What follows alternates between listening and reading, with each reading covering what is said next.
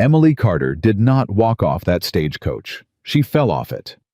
Her knees hit the dirt of Willow Creek's main street, her gloved hands scraping the ground, her whole body shaking so violently that her hat tumbled from her head and rolled into the gutter.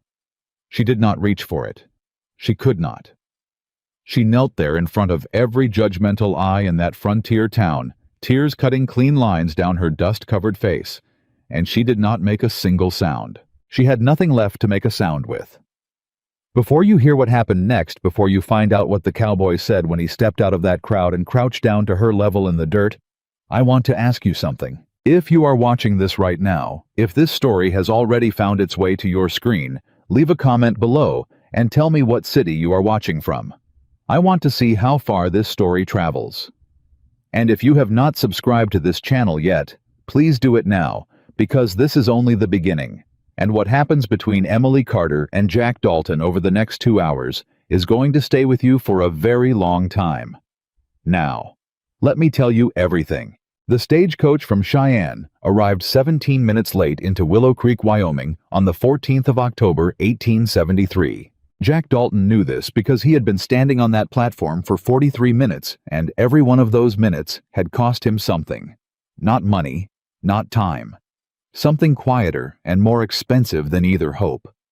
The kind of hope a man buries so deep in his chest that he almost forgets it is there, right up until the moment he is standing in a crowd of strangers waiting for a woman he has only ever read in letters, and suddenly that buried thing starts pushing its way back up toward the surface, whether he wants it to or not. He was 41 years old. He was not a romantic man. He had not been a romantic man since the war took something essential out of him and left a quieter, harder version in its place. He ran 400 acres of cattle land 20 miles outside of town. He rose before sunrise every morning of his life. He fixed his own fences and cooked his own food and spoke to no one for days at a time without feeling the lack of it. He had not planned on a wife. The idea had come to him late one February night, sitting at his kitchen table with a lamp burning low and a letter from his sister in his hand. She had written as she always wrote about her children, her husband, her full and noisy life.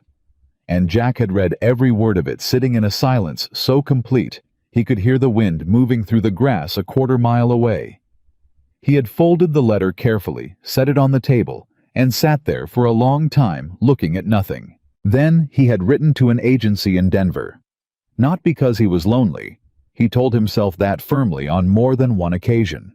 He wrote because a ranch of that size needed 2 sets of hands. Because winters in Wyoming were not something a man should navigate entirely alone.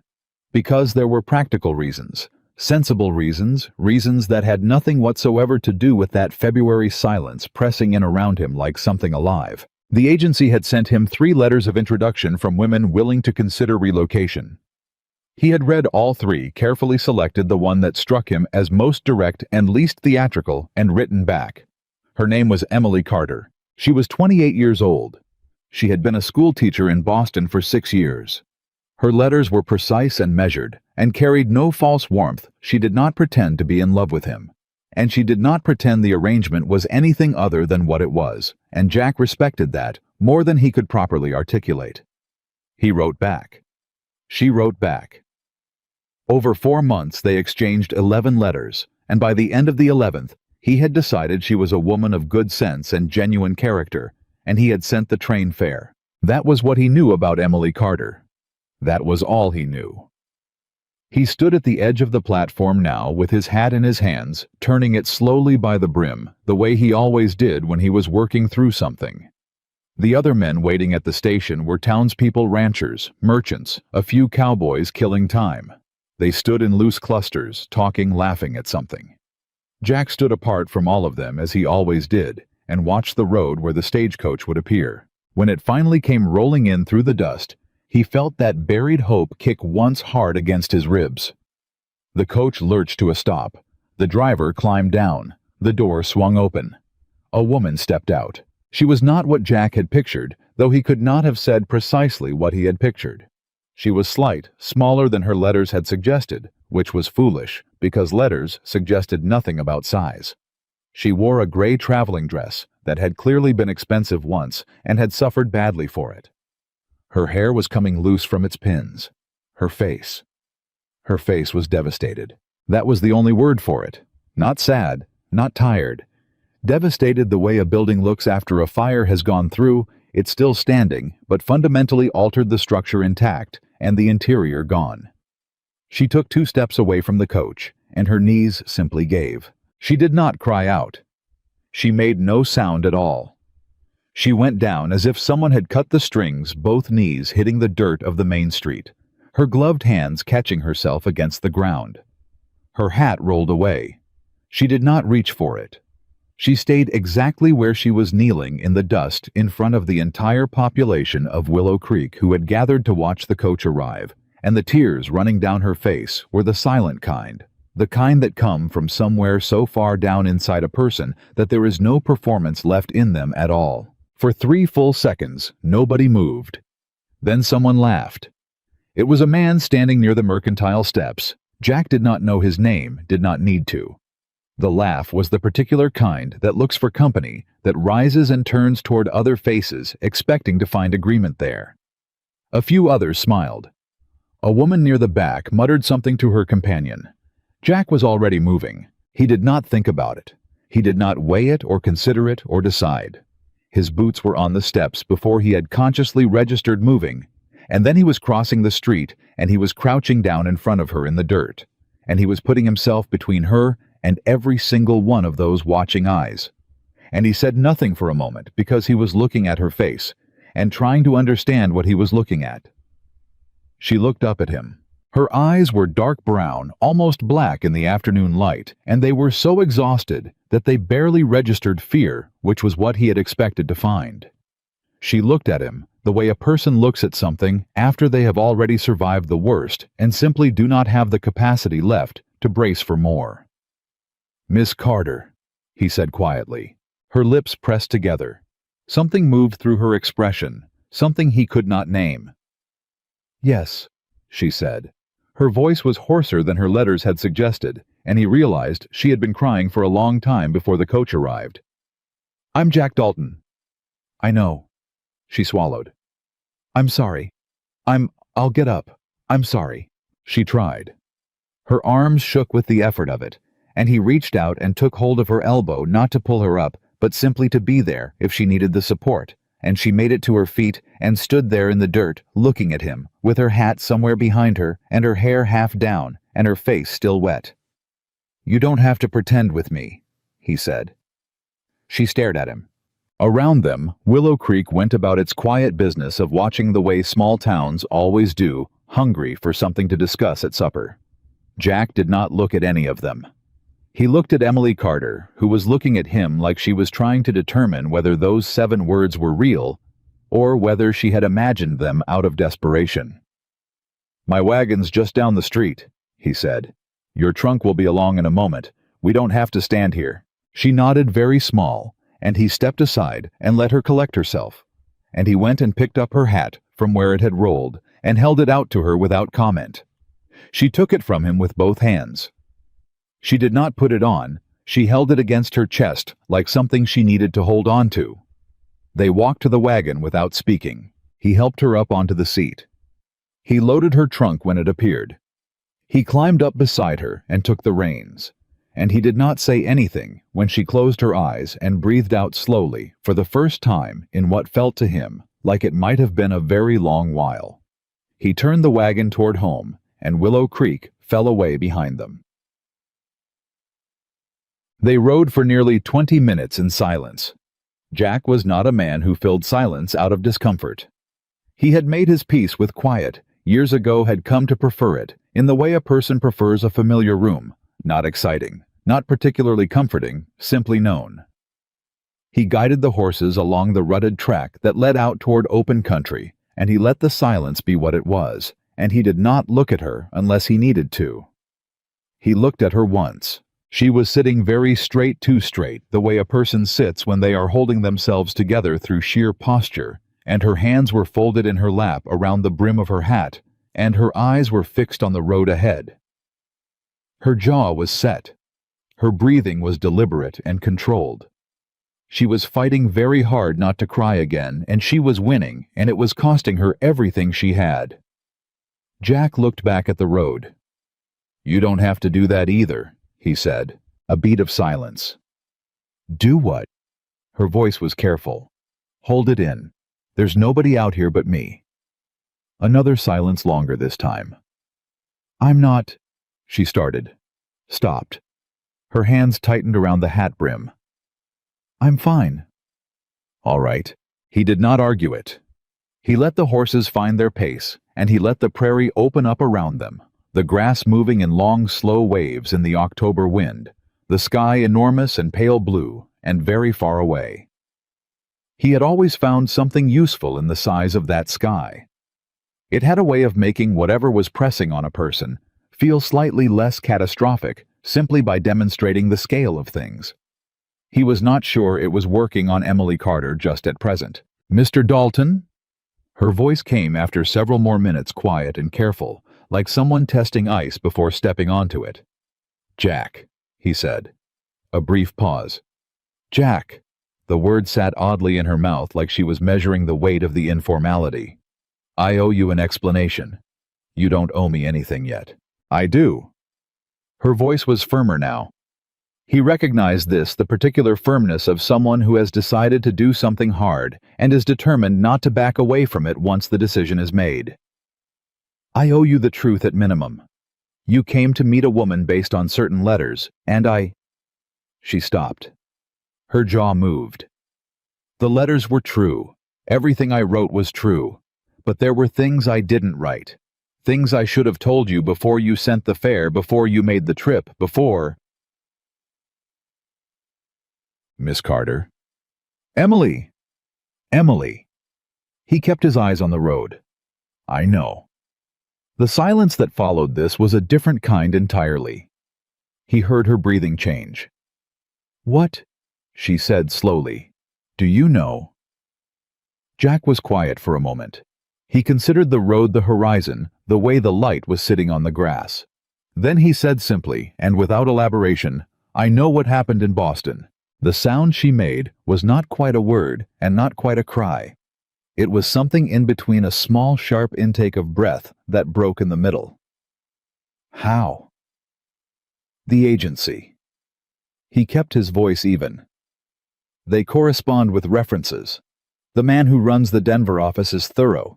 He wrote to me 3 weeks after we'd started exchanging letters." She said nothing. He could feel the tension in her beside him, the terrible braced quality of someone waiting for a blow they cannot move away from. "He told me about the accusation," Jack continued, "about the Hartwell boy, about what his father did after, about the school board and the newspapers and—" He stopped. "All of it. He laid it out in 2 pages and asked me if I wished to continue the correspondence."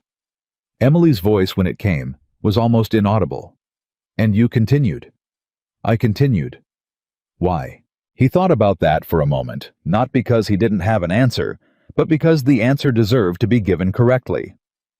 "Because the letters you wrote me before I knew any of it told me something about you," he said finally. "And the letters you wrote me after not knowing I knew told me the same thing. So it seemed to me that what happened in Boston told me something about the Hartwell family. Not particularly much about you." She made that sound again. Then she turned away from him, and he let her, and for the next several miles the only sounds were the wagon and the wind, and very quietly what he recognized as a woman coming apart at the seams from simple, uncomplicated relief. He did not comment on it.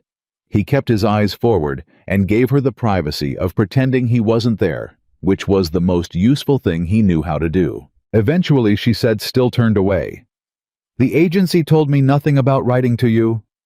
"I asked them not to." "You—" She turned back. Her face was a wreck, swollen, flushed, her eyes red, and she had given up entirely on composure, which he found he appreciated. "You asked them not to tell me that you knew." "Yes." "Why?" He thought about that one too. "Because I wanted you to tell me yourself, when you were ready." A pause. "Or not tell me if you decided not to. That would have told me something different, but it would have been your choice to make." She stared at him for a long moment. He was a plain man to look at, he knew this. Broad through the shoulders, weathered face, hands that had worked too hard for too long to look like anything but what they were.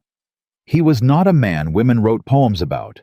He had never been under any illusion otherwise.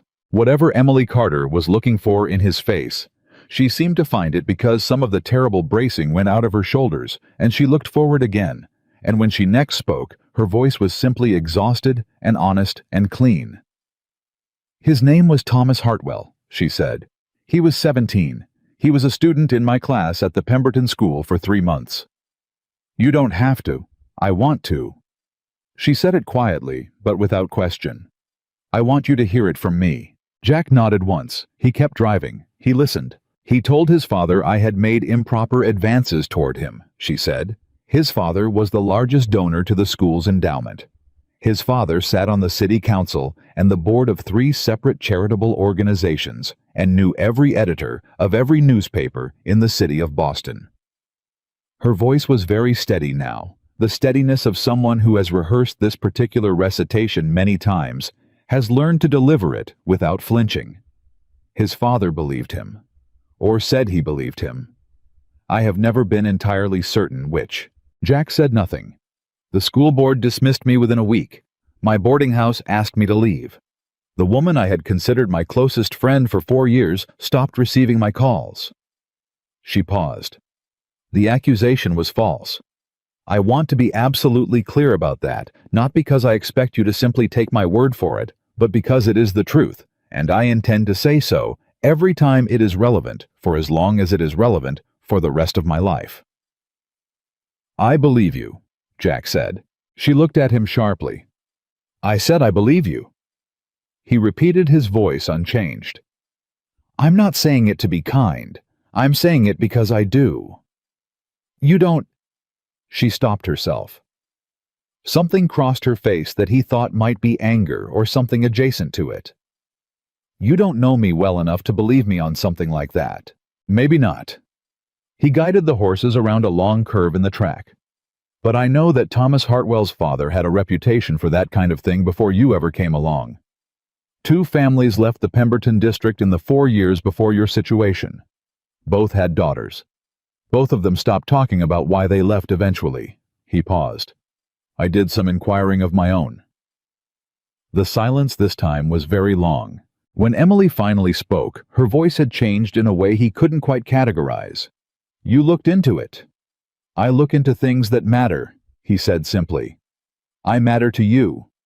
It came out less like a statement and more like a question she was putting to herself, testing it, finding the edges of it. "You don't know me." "I know your letters," Jack said. "And I know what I've seen in the last half hour. That's more than most people get." She looked at him for another long moment. Then she looked back at the road. "I don't know what to do with you," she said finally. "You don't have to do anything with me today," he said. "Today you just have to get to the ranch and sit down somewhere warm." He felt more than saw the shift in her, the careful, reluctant, exhausted way she let herself lean a fraction of an inch toward something like rest. "All right," she said quietly. The ranch came into view 20 minutes later. It was not grand, he had never pretended it was. A long, low house of weathered timber, a barn, a fenced pasture, a well. The mountains sat gray and enormous in the distance. The evening light was coming in sideways and gold, and turning everything it touched a color that had no useful name. Emily Carter looked at it for a long time without speaking. "It's not much," Jack said. He wasn't apologizing. He was simply being accurate. "It's solid," she said. "It looks like something that doesn't move when you push it." He wasn't entirely sure what she meant by that. He thought he might have an idea. "It doesn't," he said. He helped her down from the wagon. He carried her trunk to the door. He opened it and stood back and let her walk in ahead of him, because that seemed right, because this was her home now too, whether either of them had fully arrived at that understanding yet, and a person ought to walk into their own home first. She stopped just inside the doorway. She stood there in the low evening light of the front room, with her hat still in her hands, and her hair still half down, and her face still carrying the evidence of the worst day she'd had in a very long series of terrible days. And she looked at the room. The stone fireplace, the plain wooden table, the 2 chairs, the lamp, and something happened in her face that Jack watched very carefully without looking like he was watching. The bracing went out of her. Not all at once, not dramatically, not in any way that could be pointed to and named, but it went slowly like something long held being very carefully set down. "I'll light the fire," Jack said quietly. "There's water on the stove already, if you want to wash before supper." She turned. She looked at him, really looked at him, the way she hadn't quite managed since the station, and he met her eyes, and kept his face still, and let her look as long as she needed. "Thank you," she said. The words were very simple, and they carried the full weight of something that had nothing to do with fires or wash water or supper. "Don't thank me yet," he said. "Give it a winter first. See how you feel then." Something moved across her face that was not quite a smile, but was close enough to its neighborhood that he noticed it. "Fair enough," she said. He crossed to the fireplace. He went about the business of the fire the same way he went about every business methodically, without wasted motion, focusing on the thing at hand. Behind him, he heard her moving, the sound of her setting her hat down on the table, the sound of her pulling pins from her hair. The soft sound of a long and terrible breath finally being let out all the way.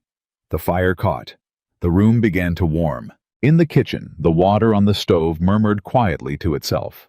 Outside, the Wyoming evening settled in around the ranch, enormous and indifferent and old as the mountains that held it, and inside 2 people who were strangers and were not quite strangers began the long, careful work of finding out whether what they had built in 11 letters could hold the weight of 2 real and complicated lives.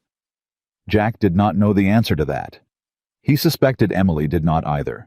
But as he sat back on his heels and watched the fire establish itself, sure steady, committed to its warmth, he thought that not knowing was perhaps no longer the most frightening thing in the room.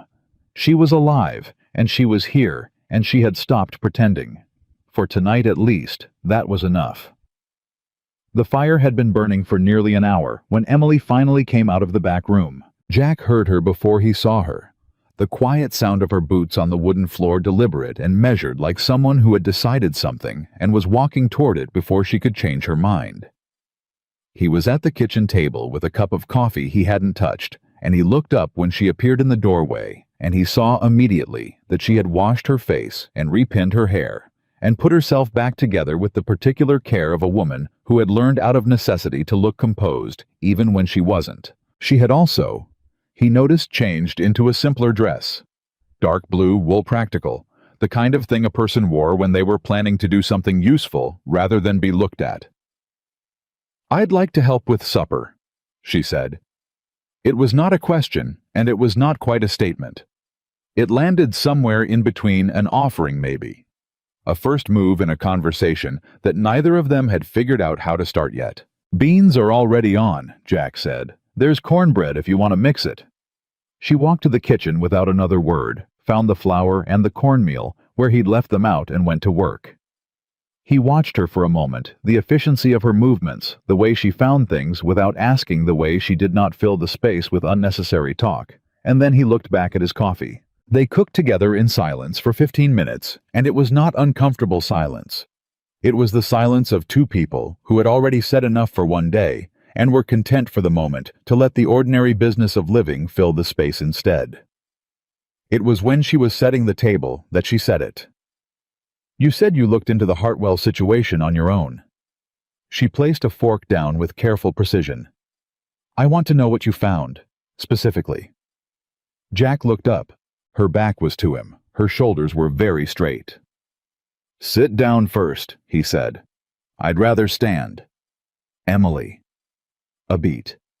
She pulled out the chair and sat down and folded her hands on the table and looked at him with the expression of someone who has decided that whatever is coming, they are going to take it head on. Jack sat down across from her. He wrapped both hands around his coffee cup, and he held her gaze, and he said, "The 2 families I mentioned, the ones who left the Pemberton district. I wrote to a man I know in Boston. He did some asking around for me, quietly. And The first family had a daughter who was 19. She was a student at the school affiliated with Pemberton Parish. Thomas Hartwell was 15 at the time. He paused. She left the city inside of 3 weeks after the accusation, married in Vermont a year later. Nobody talked about why she left. Emily's hands tightened on the table. The second family, Jack continued, had a daughter who was a teacher. Same school board, same story. Thomas was 16. His father's involvement was identical, in every particular. He watched her face carefully. She didn't leave the city. She stayed and fought it. She lost everything she had, and she was still there last year working in a laundry on Harrison Street. The sound Emily made was so quiet, it barely registered as sound at all.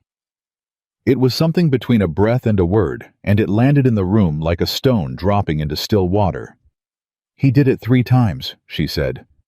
"That I know of. 3 times. Her voice was very even. Dangerously even, the evenness of something that has been pushed past the point where it shakes and has arrived somewhere colder and harder on the other side. And his father covered it every time. Money, reputation, connections. All 3 women had the same experience. All 3 were described as troubled, unstable, inappropriate. Jack kept his voice level. The boy is 21 now. He's at Harvard. The silence that followed this was the loudest silence Jack Dalton had ever sat inside. Then Emily said with absolute calm, "I hope someone stops him before he does it a 4th time." "So do I," Jack said. He meant it entirely. She looked at him across the table, and something passed between them that had nothing to do with the ranch, or the arrangement, or the letters they had written each other over 4 months. It was something older and more fundamental than any of that. A moment of 2 people recognizing something in each other that they had not expected to find and did not quite know what to do with. Then the cornbread needed to come out of the oven, and the moment passed, and they ate supper. She ate everything on her plate. He noted this without comment. A woman who had been traveling for the better part of 4 days on minimal sleep and significant emotional devastation, and who still ate everything on her plate, was not a woman who had given up. He found this reassuring in a way he couldn't precisely articulate. She helped him wash the dishes after. They stood at the basin side by side, him washing her drying, and it struck him with an odd, sideways kind of force that this was the most domestic scene he had inhabited in the better part of a decade, and that it did not feel strange, and that perhaps it should have felt stranger than it did. "Tell me about the ranch," she said, drying a plate with the careful attention of someone who is genuinely interested and not just making conversation. So he told her. He told her about the 400 acres, the south pasture, where he ran most of the cattle, the north section that was good for nothing much except looking at the creek that ran along the eastern boundary and froze solid in January and thawed in March and flooded every few years in a way that was irritating but manageable. He told her about the 2 ranch hands he hired seasonally, brothers named Cal and Pete Ridley, reliable men, not talkers, and about the barn roof that needed attention before the heavy snow came, and about the old mare who was 23 and had no business still being alive and was alive anyway out of what Jack privately suspected was sheer stubbornness. Emily listened with the quality of attention that was rarer than most people understood. Full attention, the kind that does not drift, that does not prepare its next remark while the other person is still talking. She asked questions that told him she had actually heard what he said. She did not perform interest. She was simply interested. "You love it," she said, not a question. "It's mine," he said. Then after a pause, "Yes, I love it." "What's the hardest part?" He thought about that genuinely. "Calving season. February mostly. Cattle don't care what the weather is doing. You can be out in 30 below wind trying to keep a calf alive and the rest of the herd is entirely indifferent to your situation." He set the last pot on the shelf. "Also, the loneliness, if I'm being honest." He hadn't meant to say that last part. It came out with the particular ease of words that had been held back long enough that they eventually just walked out on their own. Emily dried her hands on the dishcloth. She did not make the mistake of responding to it with sympathy, which he would have found intolerable. She simply said, "I understand loneliness." "I imagine you do," he said. They looked at each other for a moment in the kitchen with the lamp burning low between them, and then she said she was tired, and he showed her to the back bedroom, his sister's room. From the one time she had visited the only other bedroom in the house, plain and clean and cold, until he got a small fire going in the corner grate. And he said goodnight, and she said goodnight, and he pulled the door closed and stood in the hallway for a moment in the dark. He could hear through the door the sound of her sitting down on the bed. Then silence. He went to his own room and lay down on top of the covers with his boots on and stared at the ceiling, and he thought about Emily Carter and Thomas Hartwell, and 3 women whose lives had been leveled by a wealthy boy with no conscience and a father with no limits. And he thought about the way Emily had said, "I hope someone stops him." Not, "I hope he gets what he deserves." Not, "I hope he suffers." Just stops him. Like even now, her instinct was to think about the next woman before herself. He fell asleep still thinking about it, which was not something he had anticipated, and he dreamed of nothing useful. Morning arrived at the Dalton Ranch the way it always did, early and without apology. Jack was up before the sun, which was his habit, and would remain his habit regardless of what else changed in his life.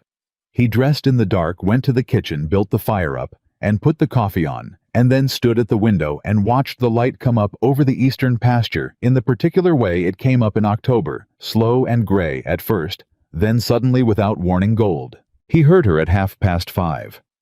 The sound of movement from the back room, not tentative.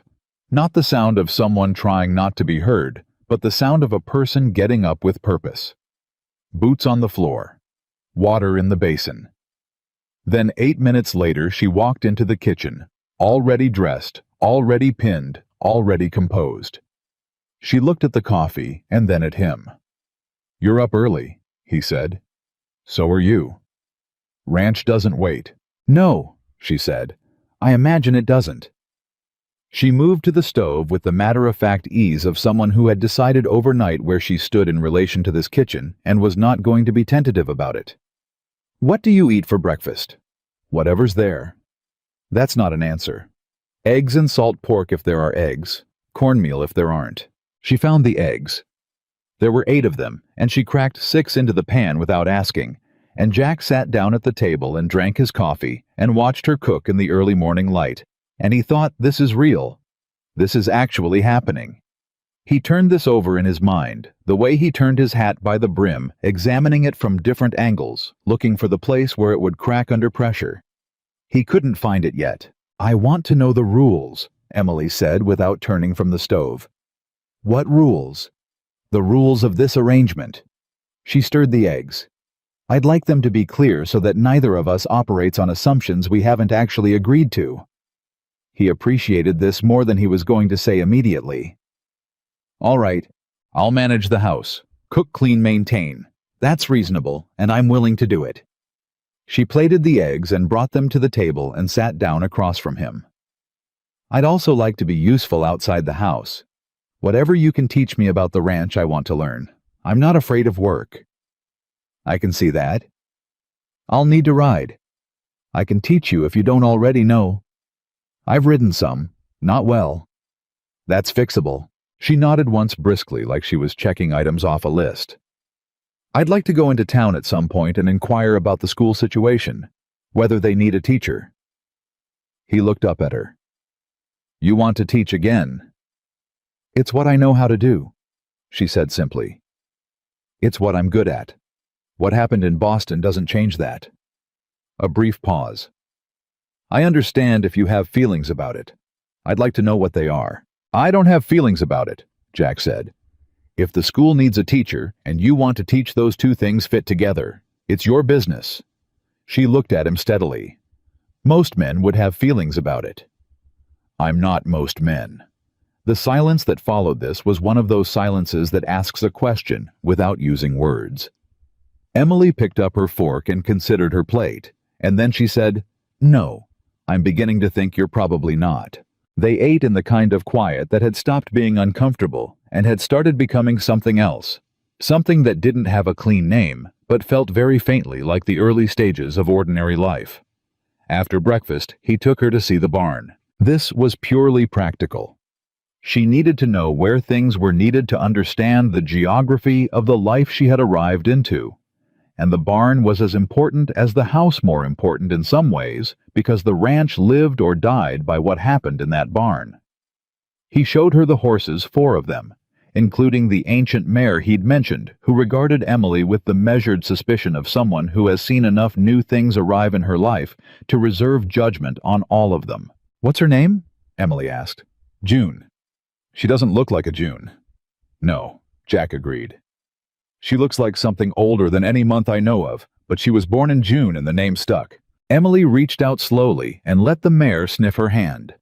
June deliberated for a long moment, with the dignity of someone who considers all offers carefully and accepts very few of them. Then she pushed her nose into Emily's palm with the heavy, resigned warmth of an old creature who has decided to grant a favor. "She likes you," Jack said, slightly surprised. "She's deciding whether to trust me," Emily said quietly. "That's different from liking." He looked at her. She was still looking at the horse. "Yes," he said. "I suppose it is." They walked the south pasture after that. He showed her the fence lines, explained the cattle rotation, pointed out the places where the terrain got tricky in winter. She listened and asked good questions and kept pace with him easily, her boots getting properly muddied for the first time, and she did not complain about this or seem to notice it. It was on the walk back that it happened. They had come around the north edge of the pasture and were coming up toward the house when they heard the wagon coming down the track from the main road. Jack shaded his eyes and looked. He recognized the wagon. It was the Hendersons from the nearest neighbor spread 3 miles west. Miriam Henderson and her husband Dale, and behind them in the wagon bed, their eldest daughter Ruth, who was 19 and had her father's jaw and her mother's eyes. Jack had known the Hendersons for 6 years. Miriam Henderson was the kind of woman who was the backbone of every community she inhabited, practical, forthright, relentlessly capable, not unkind, but very honest. She had also been, he suspected, watching the road from the direction of town since yesterday afternoon. The wagon stopped. Dale Henderson climbed down first and extended his hand to Jack, which Jack shook. "Morning, Jack," Dale said. He was a broad, slow-spoken man with good sense and limited curiosity, which Jack had always liked about him. "Came to say how do." "Dale?" Jack looked at Miriam, who was already looking at Emily.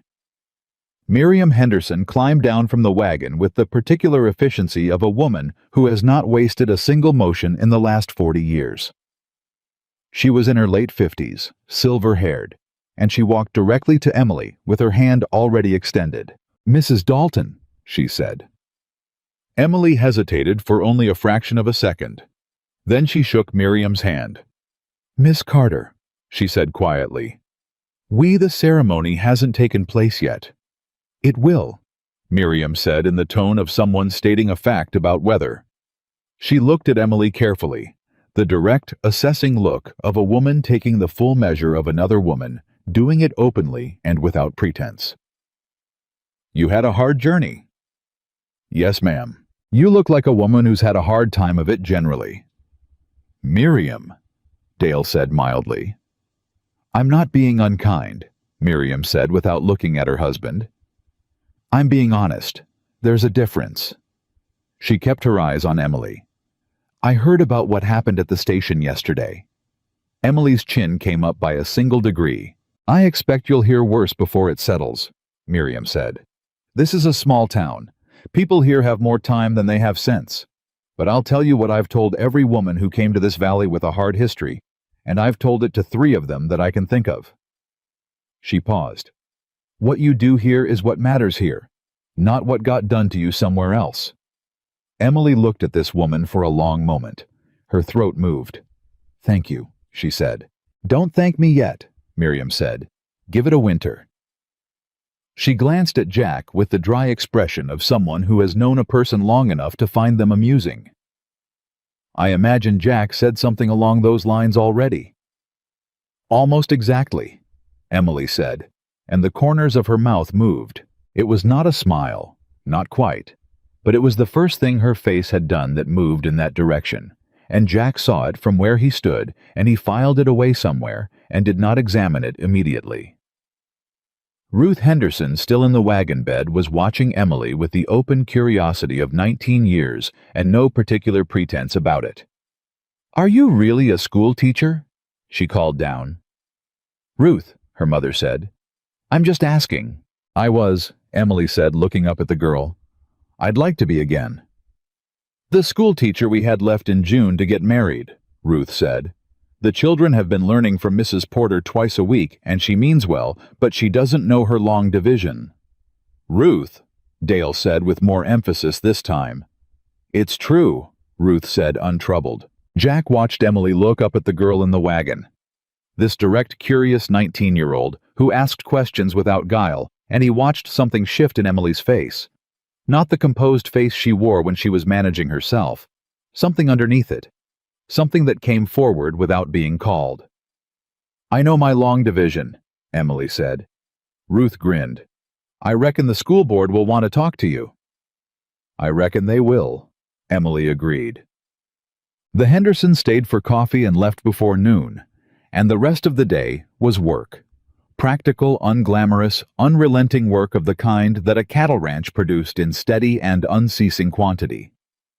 Jack showed Emily how to feed and water the horses, how to check the fence along the near pasture for damage, how to read the signs of weather coming down from the mountains. She was a fast learner. She did not pretend to know things she didn't know, and she did not make a performance of learning things she did. She simply watched, absorbed, and then did the thing. By mid-afternoon, she was moving around the property with the beginnings of confidence. Not fluency, not yet, but the early tentative ease of a person whose body is beginning to understand its new geography. It was late afternoon, the light going long and amber, when Jack found her at the fence line of the south pasture. She was standing with her arms folded on the top rail, looking out at the cattle, and she was not doing anything else. Not composing herself, not managing herself. Just standing there in the October light, looking at the herd with an expression he had not seen on her face before. He came up beside her and leaned on the rail and followed her gaze. "What are you thinking?" he asked, because it seemed like the right question. She was quiet for a moment. "That this is very far from Boston," she said. "Yes." "I thought that would frighten me more than it does." He looked at the cattle. "Does it frighten you?" "Some." She paused. "Less than I expected. Less than being in Boston did by the end." She turned her head and looked at him. "Is that strange?" "No," he said. "Fear knows what it's afraid of. A different kind of hard is still hard, but it's not the same hard. Sometimes that matters." She looked at him for a moment, with the expression she'd worn a few times now, the one where she was deciding something about him, measuring something, arriving somewhere new. "You're not what I expected," she said. "What did you expect?" "I don't know exactly. Someone more—" She seemed to search for the word. "Transactional." "The arrangement is transactional," he said. "That doesn't mean everything in it has to be." "No," she said quietly. "I'm beginning to understand that." The wind came off the mountains cold and clean and moved through the grass of the south pasture in long, slow waves. The cattle moved through it placidly, indifferent to everything but the grass. Somewhere behind them, June made a sound of absolute opinion about something. And then Emily said, without looking at him, "I need to tell you something else." The shift in her voice was slight, barely perceptible, but he caught it immediately. It was the same quality she'd had in the wagon the day before, right before she'd said, "I want you to hear it from me." He kept his eyes on the pasture. "All right," he said. "The letters I wrote you," she said. "The ones about my circumstances, my family, my finances." She paused.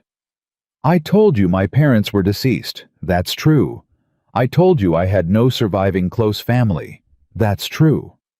Another pause, smaller this time. "I didn't tell you that my father left debts." Jack said nothing. "Not small debts," Emily said. Her voice was controlled, but her hands had tightened on the fence rail. "He died 2 years before the situation at the school. He'd had business difficulties that I didn't know the extent of until after." By the time the accusation happened and I lost the school position, I had nothing to fall back on. Not savings, not family, not... She stopped. The agency's fee was paid by selling the last thing I owned of any value. She did not say what the thing was. Jack did not ask. I came here with $17 and a trunk. He was quiet. I'm telling you this, she said, because I don't want you to build anything on a foundation you don't have the full information about. You told me you read the Hartwell situation before you continued the correspondence. You should have read this too, and I should have written it. I didn't because I was ashamed of it in a different way than I'm ashamed of the accusation, and that's not a good reason to withhold the truth from a person you've agreed to make a life with. Jack turned and looked at her. She was looking straight ahead at the pasture, jaw set, hands still tight on the rail, the absolute stillness of someone who has laid a thing down and is waiting to find out what happens to it now. Emily, he said. She looked at him. I know about the debts, he said. The color left her face entirely. The same man in Boston who told me about the Hartwell situation. Jack said, mentioned your father's creditors. He was thorough, like I said. He watched her process this, watched the shock move through her and start to become something else. I didn't write to you about it because it didn't change anything for me. It was information about your father, not about you. You knew, she said. Her voice was very careful. Yes. You knew before you sent the fare. Yes. She stared at him. Why would you... She stopped. Something in her expression was cracking, not breaking, not collapsing, but cracking, the way ice cracks in a thaw, revealing something underneath that had been waiting for the temperature to change. Why would you do that? You knew I had nothing. You knew everything. I was coming here with every disadvantage, every why would you still, because what I read told me who you were, Jack said. Not what had happened to you, who you are. Those are different things. She made a sound that was not a word and looked away from him, and he saw her fighting again that particular fight that was not weakness, but its opposite. The fight to keep functioning when something cracks open inside you and floods the lower levels. He gave her a moment. Then he said quietly, You're not a liability to me, Emily. I want to be clear about that. You came here with yourself, and that's what I needed. She did not respond immediately. When she did, her voice was rough and small and entirely real. Nobody has ever said that to me. I imagine a lot of people have made a significant error then, Jack said. She made a sound that was so close to a laugh that it startled them both. It was brief and wet and entirely involuntary, and it clearly surprised her as much as it surprised him, and she pressed her hand over her mouth like she was catching it before it could get away. He looked at the cattle. She composed herself slowly and looked at the cattle too. Jack, she said after a long moment. I'd like to make this work. He turned and looked at her. She was looking at the pasture, but her chin was up and her shoulders were back, and there was something in her face. Not the managed composure, not the devastated stillness of the woman who had fallen in the street, but something third, something he had not seen yet. Something that he thought might be the actual Emily Carter, the one who had survived all of it, showing him one unguarded degree of herself. So would I, he said. The sun finished going down behind the mountains, and took its gold with it, and the cold came in properly. Then, and neither of them moved for another few minutes, because the moment had a quality to it that deserved to finish on its own terms, before either of them went back inside. When they finally walked back to the house, their boots made the same sound on the same ground, and the distance between them was exactly what it had been, and somehow that distance felt like a different thing than it had been that morning, and Jack could not have explained precisely when that had changed, only that it had, and that it was not a bad thing. Not a bad thing at all. 3 days passed, 3 days of early mornings and late evenings, and the steady, unglamorous work of learning a life that was entirely foreign to everything Emily Carter had known for the first 28 years of her existence. She learned which horse took the bit easily and which one required patience. She learned that the south fence had a weak post third from the corner that Jack had been meaning to fix for 2 weeks and had not gotten to. She learned that Cal and Pete Ridley, the 2 ranch hands who rode in before dawn on the second morning, were men of very few words who expressed approval through the quality of their silence. A comfortable silence meant acceptance, an uncomfortable one meant judgment, and the difference was subtle but real. She also learned that Jack Dalton woke at 4:30 every morning without fail, that he drank his first cup of coffee standing at the kitchen window, watching the dark turn to gray, and that if she was quiet enough coming into the kitchen, she could stand at the other end of the window for several minutes before he acknowledged her.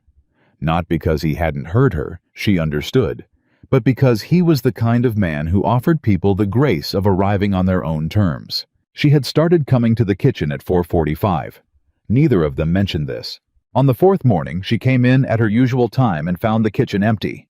The fire was built up, and the coffee was on, which meant Jack had been there, but the window was dark and vacant, and his coat was gone from the hook by the door. She poured a cup and stood at the window herself and looked out at the ranch in the pre-dawn dark, and she tried to locate precisely the feeling that had been building in her chest over the last 3 days. It was not happiness. She was honest enough with herself to know that happiness was a thing she had stopped trusting because it had a history of turning on her without warning. It was something more careful than happiness, more structural. The feeling of a person who has been walking on uncertain ground for so long that they have forgotten what solid feels like, and who is now standing on something that does not move, and who is still waiting for it to give way, but is beginning very slightly to stop expecting it to. She was still at the window when the door opened. Jack came in with cold air and the smell of hay, and something that had been alarming him. She could tell immediately, because his jaw was set in the particular way it set when he was working through a problem he hadn't solved yet. "What's wrong?" she asked. He looked at her. Then he took off his coat and hung it on the hook and said, "One of the cows is down in the south pasture. She's been struggling since yesterday. Cal thinks it's her time, but I'm not sure." "Is she suffering?" "Some." "What do you need?" He was quiet for a moment, looking at her with that careful assessing look. "I need another pair of hands. Cal and Pete are already with the herd." She set down her coffee cup. "Show me what to do." He did. She spent the next 2 hours in the south pasture in the cold dark before sunrise, kneeling in the dirt beside a cow that was fighting hard for something neither of them could ultimately control. And she did exactly what Jack told her to do, exactly without hesitation, without complaint, without the kind of fastidiousness that would have been entirely understandable and entirely useless. When it was over, the cow was still alive barely, and Jack was sitting back on his heels with his hands on his knees, and his face carrying the particular exhaustion of a man who has done everything he could and is making his peace with the limits of that. "She'll probably make it to spring," he said. "Maybe not." "You did everything right," Emily said. He looked at her. She was kneeling in the dirt across from him. Her dress ruined her hands dirty, her hair coming loose from its pins. For the second time since she'd arrived, and she was looking at him with a directness that he had come to understand was simply how she looked at things straight on, without apology, without performance. "You're a good person to have in a crisis," he said. "I've had a lot of practice," she said simply. They walked back to the house in the early gray light, and Emily washed her hands and changed her dress and came back to the kitchen and made breakfast without saying anything about what had just happened. And Jack sat at the table and drank his coffee and watched her with the same careful attention he gave to everything. And he thought, she belongs here.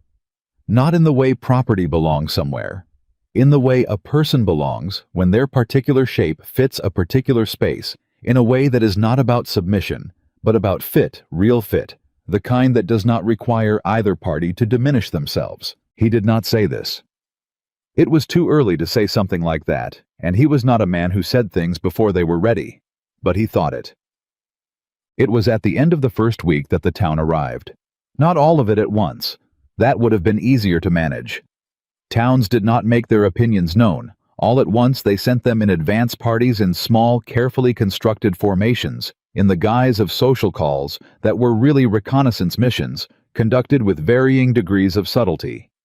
The first party arrived on a Tuesday. Two women from the church.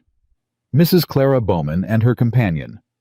A narrower, quieter woman whose name Emily never quite caught, because she was not introduced properly, only gestured at.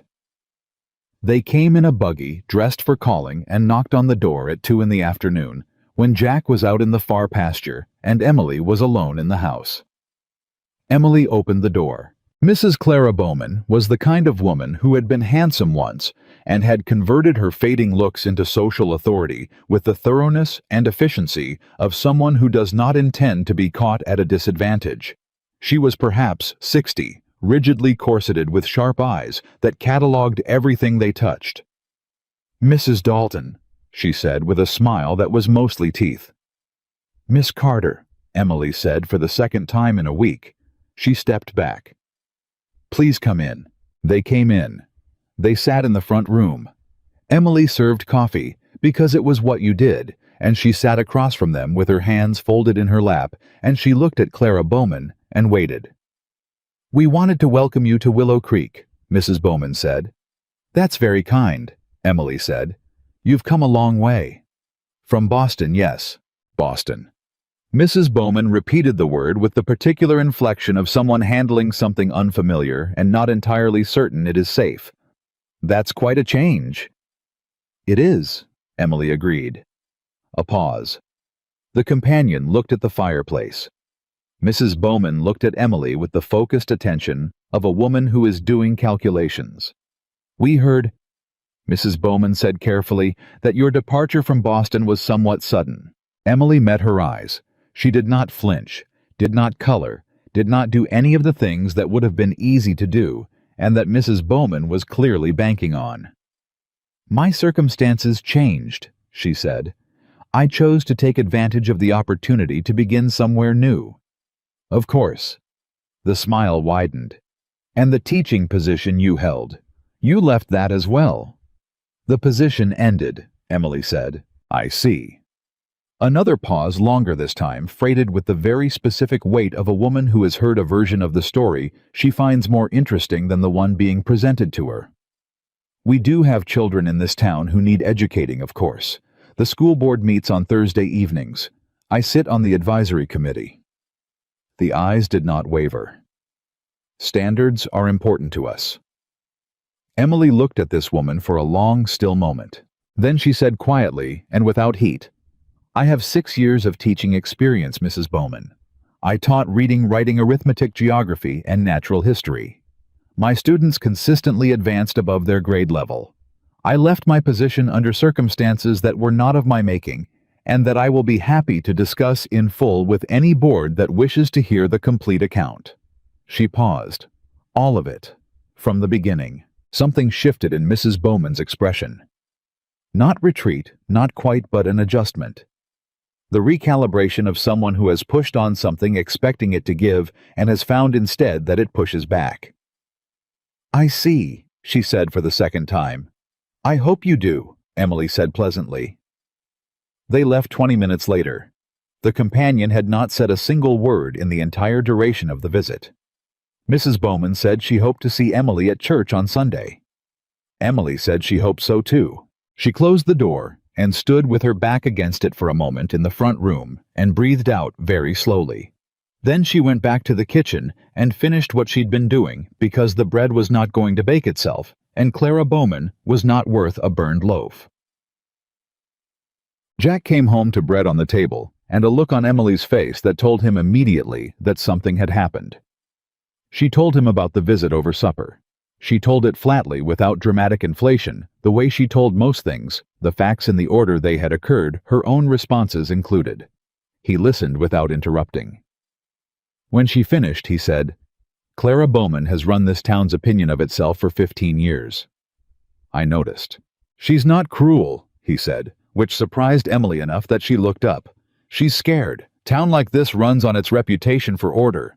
Someone arrives with a complicated history, it threatens the narrative." He picked up his fork. "She'll come around or she won't.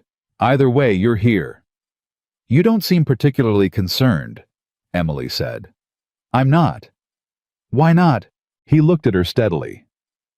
"Because I've watched you handle yourself for a week." Clara Bowman is not going to be a problem you can't manage." Emily looked at him for a moment with that expression, the third one, the unguarded one, the one that appeared sometimes when he said something that landed differently than she'd expected. "You have a great deal of confidence in me," she said. "I have adequate information," he said. "That's different from confidence." She shook her head very slightly and looked at her plate. "Jack," she said. Thank you." She said it simply without elaboration, and he understood that it was covering more than the specific moment it was attached to. "Don't thank me," he said. "You did it yourself." "You stood behind me," she said. "That's not nothing." He had nothing useful to say to that, so he ate his supper and she ate hers, and the fire did what fires do. The school board meeting happened on Thursday. Jack offered to come with her. She said no, and he did not argue because he understood instinctively that this was something she needed to walk into on her own terms.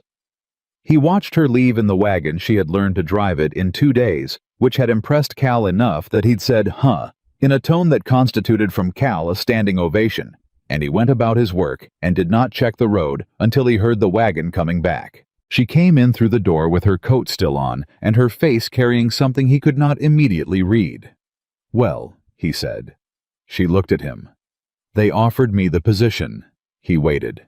"Effective January," she said. 3 days a week. Small salary, nothing significant." She stopped. There were 7 people on the board. 4 voted immediately. 2 took some convincing. 1 voted against. "Clara Bowman," he said. "No, actually." Something crossed her face, not quite amusement, but the cousin of it. "Mrs. Bowman voted for me. It was a man named Hargrove. He said he had concerns about character." Her voice stayed level on this. Mrs. Bowman looked at him and said, "I have met Miss Carter, and I find her character entirely adequate. I move, we proceed to a vote." And they voted. Jack stared at her. "Miriam Henderson was at the meeting," Emily added. "She may have had a conversation with Mrs. Bowman before Thursday. I can't confirm this." Jack made a mental note to thank Miriam Henderson at the first available opportunity. "So you're the school teacher," he said. "I'm the school teacher," Emily said. The way she said it, the way those 4 words sat in her mouth and came out, not performing, not managing, not constructed, just true. Something she was again, something that had been taken from her and was being returned, not because anyone had given it back, but because she had walked into a room full of strangers with her history in plain sight and claimed it herself. Jack looked at her across the kitchen. "Congratulations," he said. She pressed her lips together and nodded once quickly and turned to take off her coat, and he saw her shoulders move in the way. Shoulders move when a person is containing something large in a small space, and he thought it was probably one of the better things he had done, not arguing when she said she wanted to go alone. The ceremony happened on a Saturday 2 weeks after she arrived. Judge Parsons came out from town, a small man with large ears, and the harassed efficiency of someone who performs 3 weddings a month and has lost his sense of occasion entirely. They stood in the front room of the ranch house with Miriam and Dale Henderson as witnesses, and Ruth Henderson fidgeting in the corner, and Judge Parsons read the words in a voice that suggested he had read them several hundred times, and was rationing his investment in them. And Jack said what he was supposed to say, and Emily said what she was supposed to say. When Parsons said, "You may kiss your bride," there was a brief silence. Jack looked at Emily. Emily looked at Jack. They were standing approximately 2 feet apart, and they had been sharing a house for 2 weeks, and they had worked side by side and eaten every meal together, and held each other's truths with appropriate care. And they had not in all of that touched each other with anything, except the practical necessity of passing things, and the one time he had steadied her arm when the wagon hit a rut. He reached out. He put one hand very lightly against her jaw, and he bent forward, and he pressed his lips to her forehead, and he felt her breath go out all at once, like something had been released. Miriam Henderson made a sound that was not quite a sniff, and was not quite a smile, and was entirely dignified. "All right," Judge Parsons said, already folding his papers. "Congratulations," Ruth Henderson said. "That was the sweetest thing I've ever seen." And her mother said, "Ruth." And Ruth said, "It was, though." After Parsons left, and the Hendersons left, and the house was quiet again, Emily stood in the front room for a moment and looked at the ring on her left hand, plain silver practical chosen by Jack, without consultation, because he had not known how to ask, and she had not known how to offer guidance, and it had not seemed like the right thing to negotiate over. She turned it once carefully. "It fits," she said. "The jeweler sized it from your letter," Jack said. "The one where you mentioned your mother's ring." She looked up at him. "You described it as running small," he said. "I had him go a half size up." She stared at him. "You read my letters that carefully?" "I read everything carefully," he said. She looked at him for a long moment with an expression that had moved past the third one into something he had not catalogued yet, something that did not have a name in the vocabulary he had built for managing himself. Then she said, "I need to start supper," and went to the kitchen. He stood in the front room for a moment and heard the sounds of the kitchen starting up, and thought with the particular bewilderment of a man who has been alone for a very long time, "I am married." He turned this over in his mind, examined it, looked for the place where it would crack. He couldn't find it. It was 3 weeks into November when the letter came. Emily was in the kitchen when she heard Jack's boots on the porch, not his usual measured tread, but something faster, more deliberate. He came through the door, and he had the mail in his hand, and his face had the closed working look of someone who has read something that requires processing before it can be shared. "What is it?" she said immediately. He set the letter on the table in front of her. She looked at it. The return address was Boston. The handwriting was not familiar. She picked it up and opened it and read it, and Jack watched her read it, and he watched her face change as she did. When she looked up, she was very pale. "How did they find this address?" she said. Not a question. The flat, airless quality of a statement that does not have room for a question mark. "The agency's records," Jack said. It would have been a matter of asking. The letter was from a lawyer. Not from the Hartwells or not directly. It was from a firm that represented the Pemberton School's Board of Trustees, and it informed Emily Carter. Mrs. Emily Dalton, Jack noticed, which meant they had already done more research than a simple address inquiry, that certain matters relating to her former employment were being reviewed, and that her cooperation in providing a statement would be appreciated, and that failure to cooperate could complicate matters in ways the letter did not specify, but was careful to imply. "They're not finished with me," Emily said. "Apparently not." She set the letter down. She pressed both palms flat on the table. She breathed in and breathed out with the concentrated deliberation of someone choosing, in real time, who they are going to be in response to a thing. "Why now?" she said. Jack pulled out a chair and sat down across from her. He had had longer to think about this. He had read the letter on the road back from the post office, and he had spent the intervening miles working through the possible answers. "My guess," he said, "is Thomas Hartwell. If he's at Harvard, and there's been another incident—" "Another girl," Emily said. "Possibly. The school's trustees would want to establish a pattern of complaints against former employees as a preventive measure. Establish that accusers have histories of conflict." He kept his voice even. "Make the pattern look like it runs the other way." Emily looked at him. Her eyes were very dark and very still. "They want to use me to protect him." "Yes." She was quiet for a long time. The fire settled. Outside, the wind that had been building all day finally found its voice and pressed itself against the house with the first real weight of the coming winter. Then Emily said, "I'm going to respond." "I thought you might." "I'm going to respond, and I'm going to tell them that I will cooperate fully with any legitimate review that takes place in a legitimate venue, and that if they intend to pursue anything further, I will be contacting the 2 families I am aware of, who have similar histories with the Hartwell boy, and suggesting they consider whether their silence is still serving their interests." She picked up the letter again, looked at it with the expression of someone looking at something they have already decided to defeat. "Can I do that?" As a legal matter, Jack said. Likely yes. As a practical matter, he paused. You'd be naming yourself openly. As a woman who has already been publicly accused, going on the offensive carries risk. I know. The Hartwells have resources. I know. It could get considerably worse before it gets better. I know that too. She looked up from the letter. Jack, I know all of that. I've lived inside all of that for 2 years. I know exactly how much worse it can get. She set the letter down again flat with finality. I also know that there is a fourth girl somewhere who doesn't exist yet, and who will if nobody does anything. He looked at her for a long moment. Then he said, My sister's husband is a lawyer in Cheyenne, a good one. He's handled cases involving defamation and civil complaints. Emily stared at him. Your sister's husband. I'll write to him tonight. Jack. Emily. He held her gaze. You are not doing this alone. That is not a discussion we're having. Her jaw worked. She looked at the table. She looked at the letter. She looked at him. I don't know how to accept help gracefully, she said finally.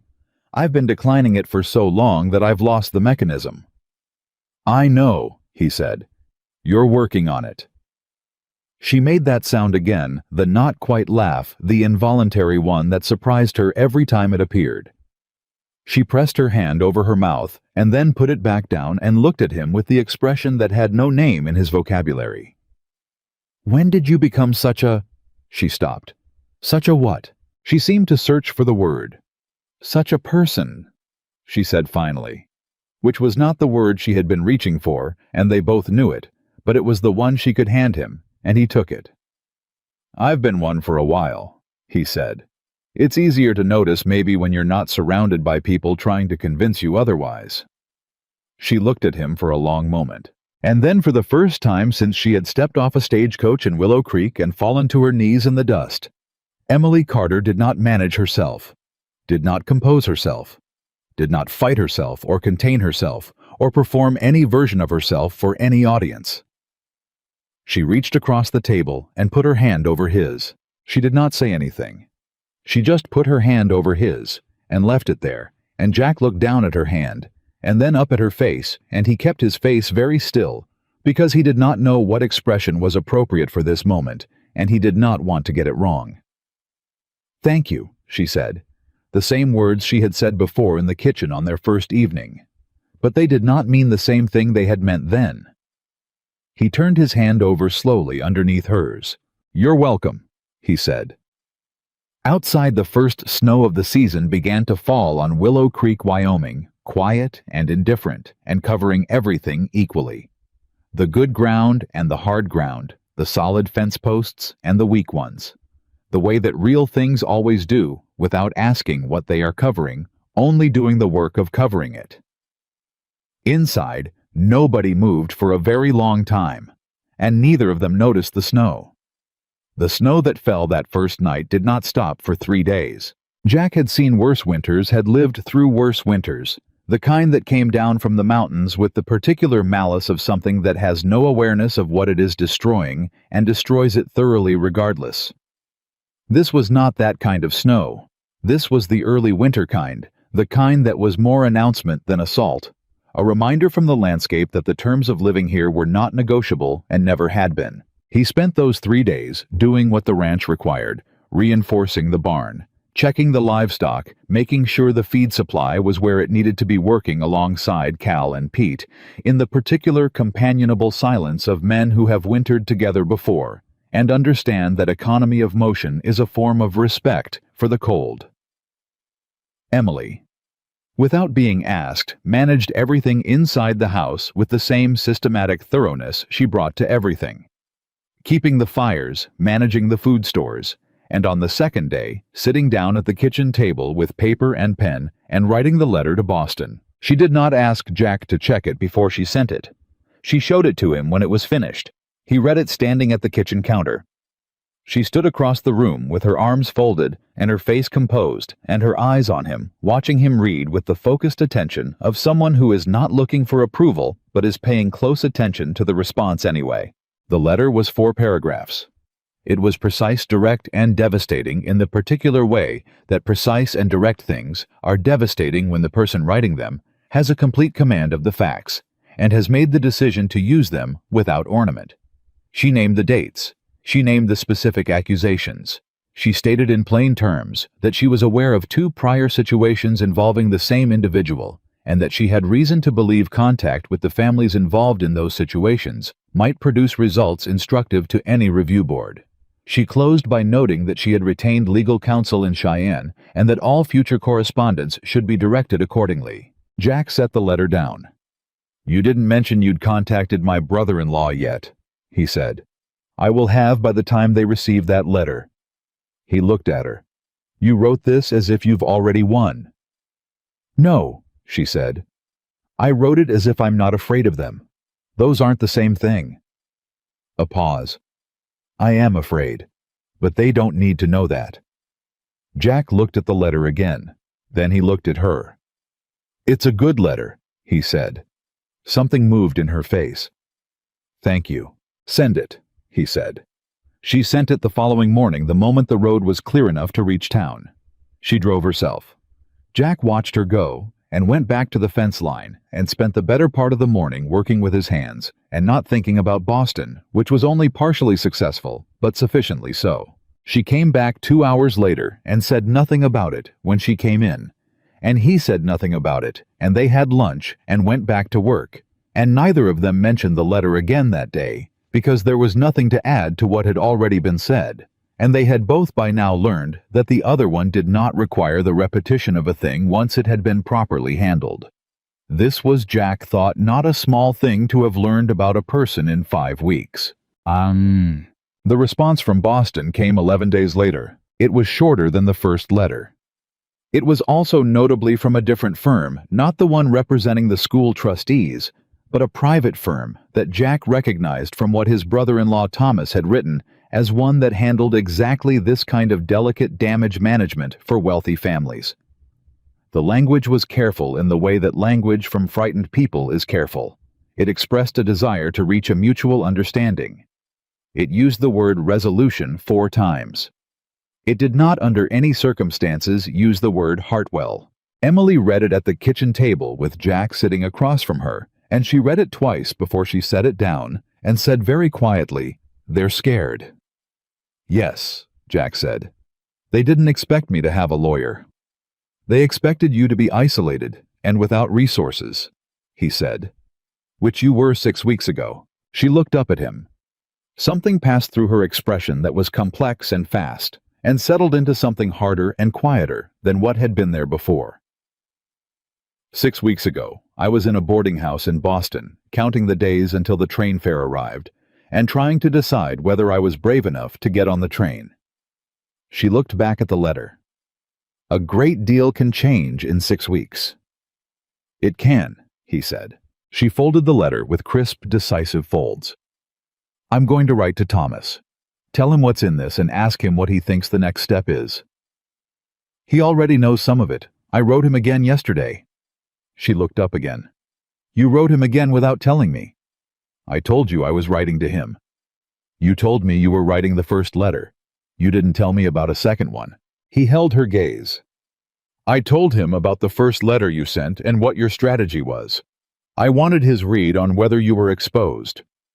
And he said you were smart and slightly reckless, and that the recklessness was probably necessary, given the circumstances, and that he wanted to be copied on everything from here." Emily stared at him for a long moment.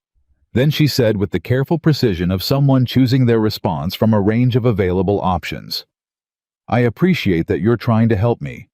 I need you to tell me when you're doing it." He held her gaze. "Fair." "I am not fragile," she said.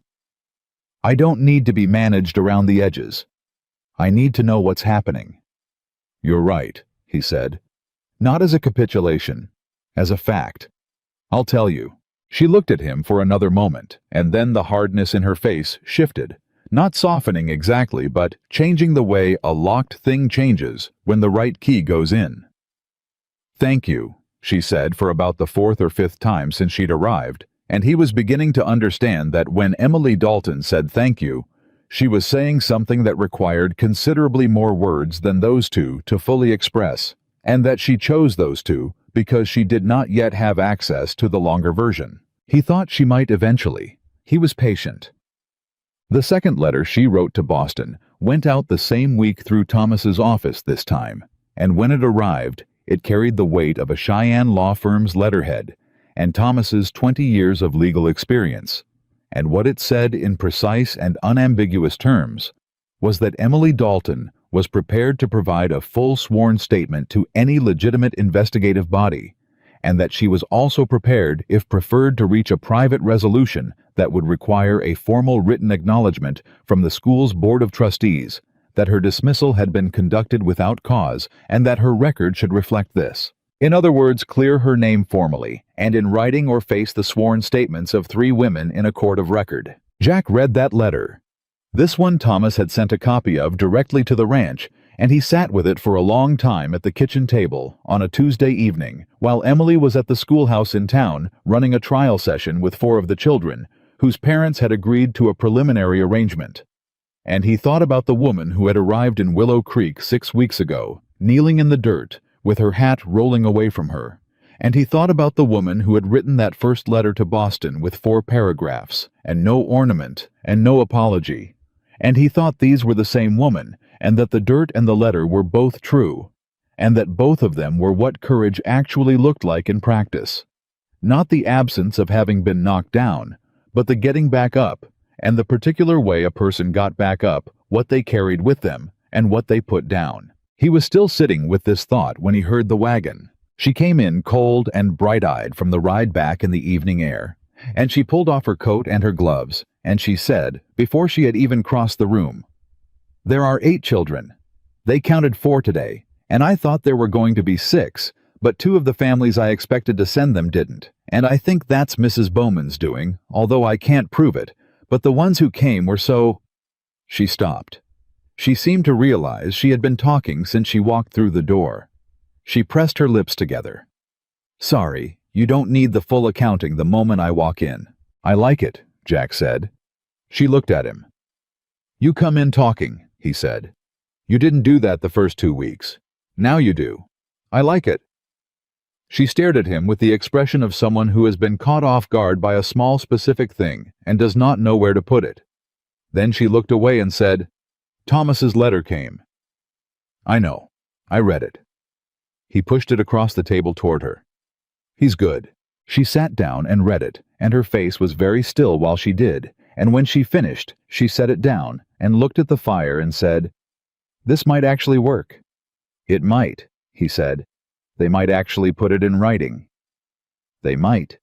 She looked at him. "And if they do, if they actually put it in writing that I was dismissed without cause, then it's on record," he said. "Permanently. Wherever you go, whatever comes next, there is a document that says what happened to you was wrong. Not someone's word against someone else's word. A document with their signatures on it." She was quiet for a long moment. Then she said in a voice that was very small and very real, "I have wanted that for 2 years." "I know," he said. "I'd stopped believing it was possible." "I know that too." She looked at him across the table.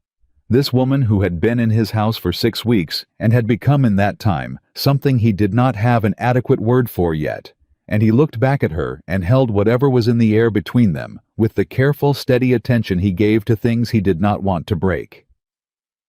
"Jack," she said. "I need to tell you something." He waited. She looked at the table. She pressed her palm flat against the wood, a gesture he had come to recognize as the one she used when she was making herself say a thing instead of keeping it.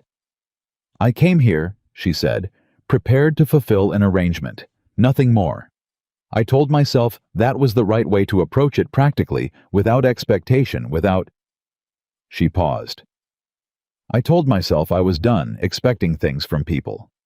That the only safe way to live was to perform whatever was required, and not ask for more than what was agreed to." He did not move. "You made that very difficult," she said. "I didn't do anything particularly unusual," he said. "You did," she said. "You just don't know it because you don't know what most people are like." She looked up at him. You read my letters carefully. You found out the truth about what happened and you continued anyway. You stood in front of me in the dirt in Willow Creek, and you said 7 words that nobody had said to me in 2 years. Her voice was steady, but it was working to stay that way. You gave me a room and a kitchen and a position in this house that was not conditional. You didn't ask me to earn it. You didn't ask me to perform for it. You just... She stopped. You just gave it to me. It's your home, Jack said. I know that now. She looked at him. I didn't know it then. I didn't know how to know it. I kept waiting for the conditions to appear. For the moment when you'd say, now here is what I actually require of you. Here is the price. She breathed in. And it never came. It's not coming, he said. I know. A pause. I'm beginning to trust that. He looked at her for a long moment. What are you telling me? He asked, because he wanted to be sure he was understanding correctly, and he did not want to assume. She met his eyes. I'm telling you that I don't want to merely fulfill an arrangement, she said. I'm telling you that I want... She stopped. Started again. I am telling you that somewhere between the stagecoach and this table, I stopped thinking of this as a thing I was surviving, and started thinking of it as a thing I... Another stop. She pressed her hand harder against the table. I don't have the right words. You don't need the right words, he said. I need something, she said. I've been a school teacher. I understand the importance of precision. Something moved in his chest that was unfamiliar in its specific quality, but not in its general category because he was not. Despite everything, a man who had never felt anything. He had simply been a man who had decided after the war and after Margaret, and after several years of careful renovation of his own interior, that feeling things was acceptable as long as he was scrupulous about what he did with them. He was being scrupulous now. He said, Emily, I chose your letters from 3 women's letters because yours were honest. I continued the correspondence after I found out about Boston because your letters were still honest. I sent the fair because I thought you were a person worth knowing. I have not revised that assessment. She stared at him. That's the most words I've heard you say at once. It seemed like the occasion called for it. Her face did something complicated and involuntary, and she looked at the fire and then back at him and said, I think I'm in the process of falling in love with you. The kitchen was very quiet. I say in the process, she said, with the careful precision of a woman who respects language, because I don't believe in making declarations I can't fully substantiate yet, but the direction is clear. Jack looked at her for a long moment. Then he said, The direction has been clear to me for about 3 weeks. I've been waiting to see what you did with it. She blinked. 3 weeks. Since the morning with the cow in the south pasture, he said. You knelt in the dirt in the cold at 5 in the morning without being asked, and you did exactly what needed doing, and you didn't make anything of it. He paused. That was 3 weeks ago. She looked at him. You fell in love with me over a sick cow. I recognized something in you over a sick cow, he said carefully. What I did with that recognition has been developing at its own pace since. Her expression was doing several things at once, and none of them were composed. You are the most I don't have a word. You said that before. I still don't have a word. Take your time, he said. I'm not going anywhere. She looked at him, and then she did something he had not seen her do. She laughed. Not the involuntary, not quite laugh that surprised her. A real laugh, full and brief and entirely unmanaged, and it changed her face completely, and Jack looked at that changed face and thought with the kind of clarity that comes rarely and arrives without warning, there she is. That's who she is when nobody is asking her to be anything else. He kept that thought in the place where he kept things he intended to protect. The response from Boston arrived in December. Thomas brought it himself, drove out from Cheyenne on a clear, cold Tuesday, a compact, sharp-faced man of 50, who had married Jack's sister 20 years ago, and had spent those 20 years being exactly the right kind of person for her, which had earned him Jack's permanent respect.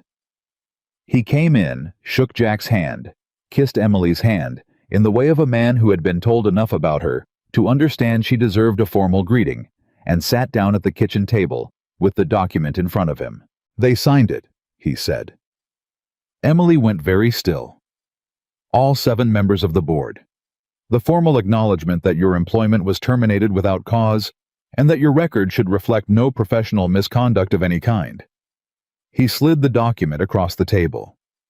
"It's binding, it's notarized, it's real." She picked it up with both hands. She read it. Jack watched her read it and watched her face, and what he saw was not triumph. It was something older and quieter than triumph, something that looked like a person who has been carrying a very heavy thing for a very long time, setting it down, not with drama, not with celebration, but with the simple, exhausted relief of a body that has finally been allowed to rest. Her hands were shaking slightly. She did not put the document down. "What about the Hartwell boy?" she asked without looking up. Thomas exchanged a look with Jack. Jack had known this part was coming. "The board's acknowledgement creates a record," Thomas said carefully. "If there are future incidents, and given what you've described, there may be that record becomes part of a pattern. It's not justice, Emily. Not in a complete sense. It's a beginning," she said. "Yes." She looked up. "And the other 2 women, the ones Jack found." Thomas paused. "I reached out as you asked. One did not wish to engage. The other—" He stopped. "The other has agreed to speak with me privately. She has not committed to any formal action." Emily nodded slowly. "But she's talking." "She's talking." Emily set the document down on the table. She looked at it for another moment. Then she said, "Thank you, Thomas, both of you." She looked at Jack.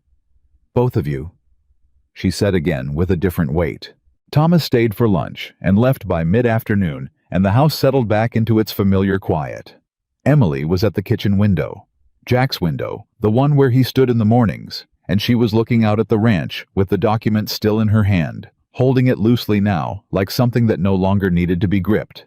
Jack came up beside her. They stood there together, looking at the south pasture, where the cattle were moving through the snow, with the unhurried solidity of animals that have made their peace with weather.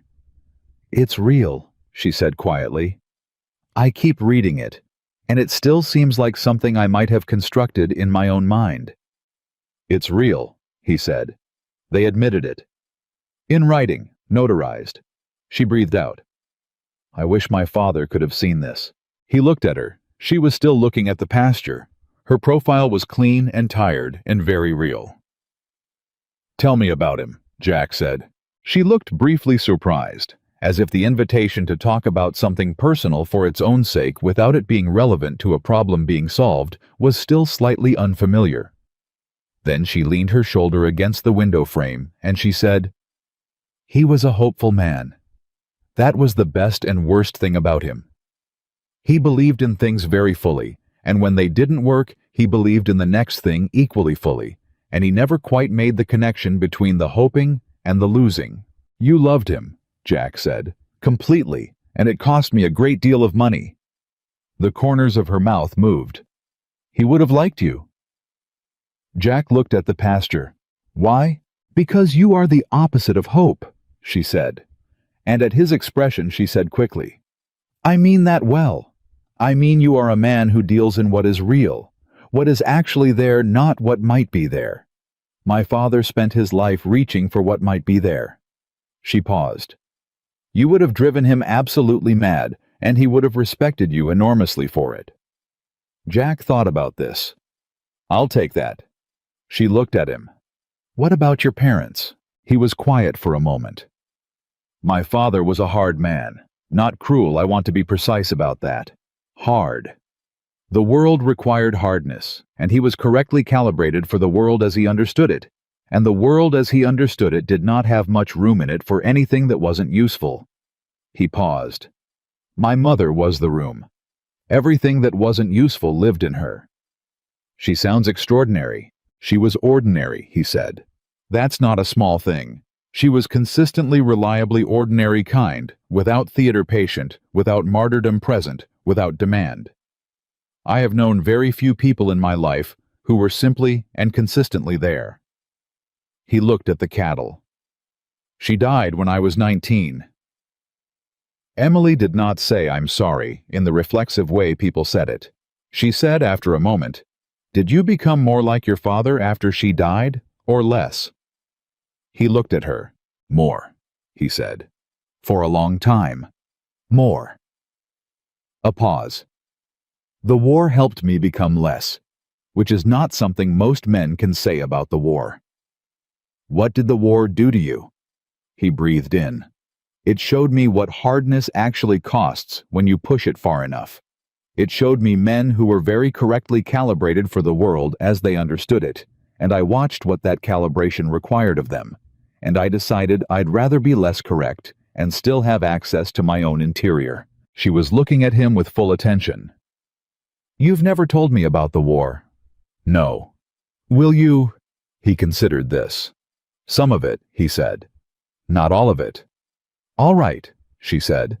Not as acceptance of a limit, as the recognition that some things were offered in portions and that the right response to a first portion was not to demand the whole.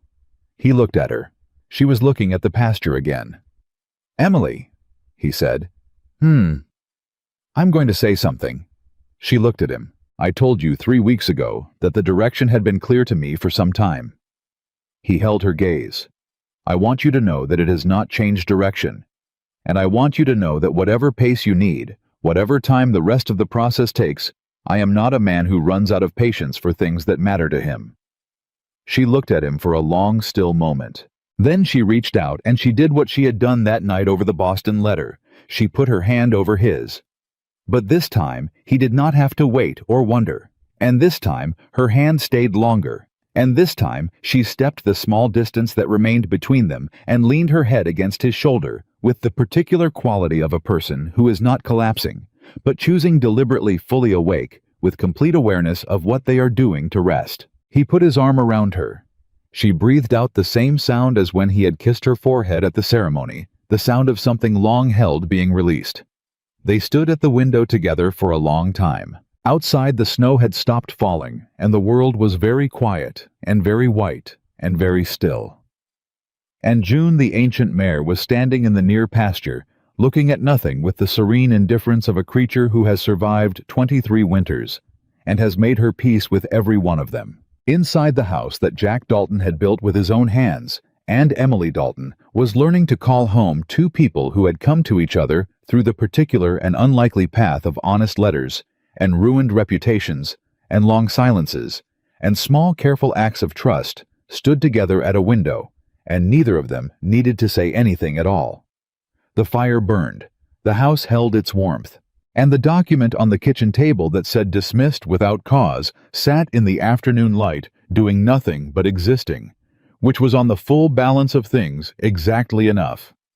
January came in hard and honest, the way Wyoming winters always did, without apology, without warning, without the slightest interest in what anyone had planned. The school opened on the 6th of January, a Monday, with 11 children seated on wooden benches in a room that smelled of pine resin and cold air, and the particular dusty warmth of a stove that had been burning since before sunrise. Emily had arrived at the schoolhouse an hour before the children had arranged what needed arranging, had stood at the front of the room for a long moment in the quiet, before anyone arrived, and had breathed in and breathed out and said nothing to no one. Then the door opened, and the first child came in, and then 2 more, and then the rest. And Emily Dalton picked up the chalk and turned to face them, and something in her that had been closed for 2 years simply opened. Jack heard about it that evening, in the way he heard about most things now. Emily coming through the door, already talking, coat still on, face carrying whatever the day had put in it. She told him about the 11 children, about the ones who could already read, and the ones who couldn't yet, about a boy named Samuel who was 9, and understood arithmetic intuitively in a way that made her want to sit down from the elegance of it, and about a girl named Clara, not Mrs. Bowman's. Clara, a different Clara who was 6, and had never held a pencil before that morning, and had gripped it so hard her knuckles went white, and had written her name with the absolute ferocious concentration of someone doing the most important thing they had ever done, which she was. She wrote her name. Emily said, sitting down across from Jack at the kitchen table, her coat finally off her hands wrapped around a coffee cup. The first time. She looked at it on the slate and she looked at me and she said, "Is that me?" And I said, "Yes. Clara, that's you." And she said, Emily stopped. Her voice had changed. She said I didn't know I could do that. Jack looked at her. "I didn't know I could do that," Emily repeated quietly. 6 years old, and nobody had told her yet what she was capable of. She looked at the coffee cup. I had forgotten. I had forgotten what it feels like to be the person who shows someone that for the first time. "And now you remember," he said. She looked up at him. "And now I remember." He held her gaze and did not say anything, because there was nothing to add to that, and he knew it, and the room held it between them, without requiring it to be named. February brought calving season, which meant Jack was up at hours that made 4:30 in the morning look leisurely, and which meant that Emily, without discussion, adjusted accordingly. She was not a rancher, she knew. This held no illusions about it, but she understood by now where she was useful and where she was not, and she was useful in the barn at 2 in the morning when a calf was coming, and Jack's hands were occupied, and he needed someone to hand him things, and hold things, and make decisions quickly when decisions needed to be made quickly. She was very good at making decisions quickly. Cal noticed. Cal expressed this the way Cal expressed everything in the quality of his silence. One morning in the second week of February, after a particularly long night that had produced 2 healthy calves and 1 near loss that Emily had helped bring back with her own hands in the cold, Cal looked at her across the barn as she was washing up and he said, "You're all right, Mrs. Dalton." From Cal, this was a speech. "Thank you, Cal," she said. "Pete thinks so too. He just won't say it." "I know," she said. "I appreciate it from both of you." Cal nodded once with the satisfaction of a man who has executed a social obligation to his complete satisfaction and went back to work. Jack, who had heard this from the other side of the barn wall, said nothing. But when Emily came around the corner and met his eyes, the corners of his mouth had moved precisely 2 millimeters, which on Jack Dalton's face constituted something in the neighborhood of a grin. "Don't," she said. "I'm not doing anything," he said. "You're being smug." "I'm being quiet." "On your face," she said. "Those are not always the same thing." He turned back to the calf he was tending, and Emily went to the house to start breakfast, and the cold morning air between the barn and the house tasted like winter and wood smoke, and the specific fullness of a life that had been built out of something real. It was on a Tuesday evening in late February that Jack told her about Margaret. He had not planned to tell her. He had not planned it the way he planned fence repairs and supply runs. He had simply been sitting across from her at the kitchen table after supper, and she had been grading the children's arithmetic on a sheet of foolscap, marking the errors with patient precision, and the lamp was burning low between them, and he had been watching her work and thinking about nothing in particular, and he said, "I was engaged once." She looked up. Her pencil stopped. He had never said this to her.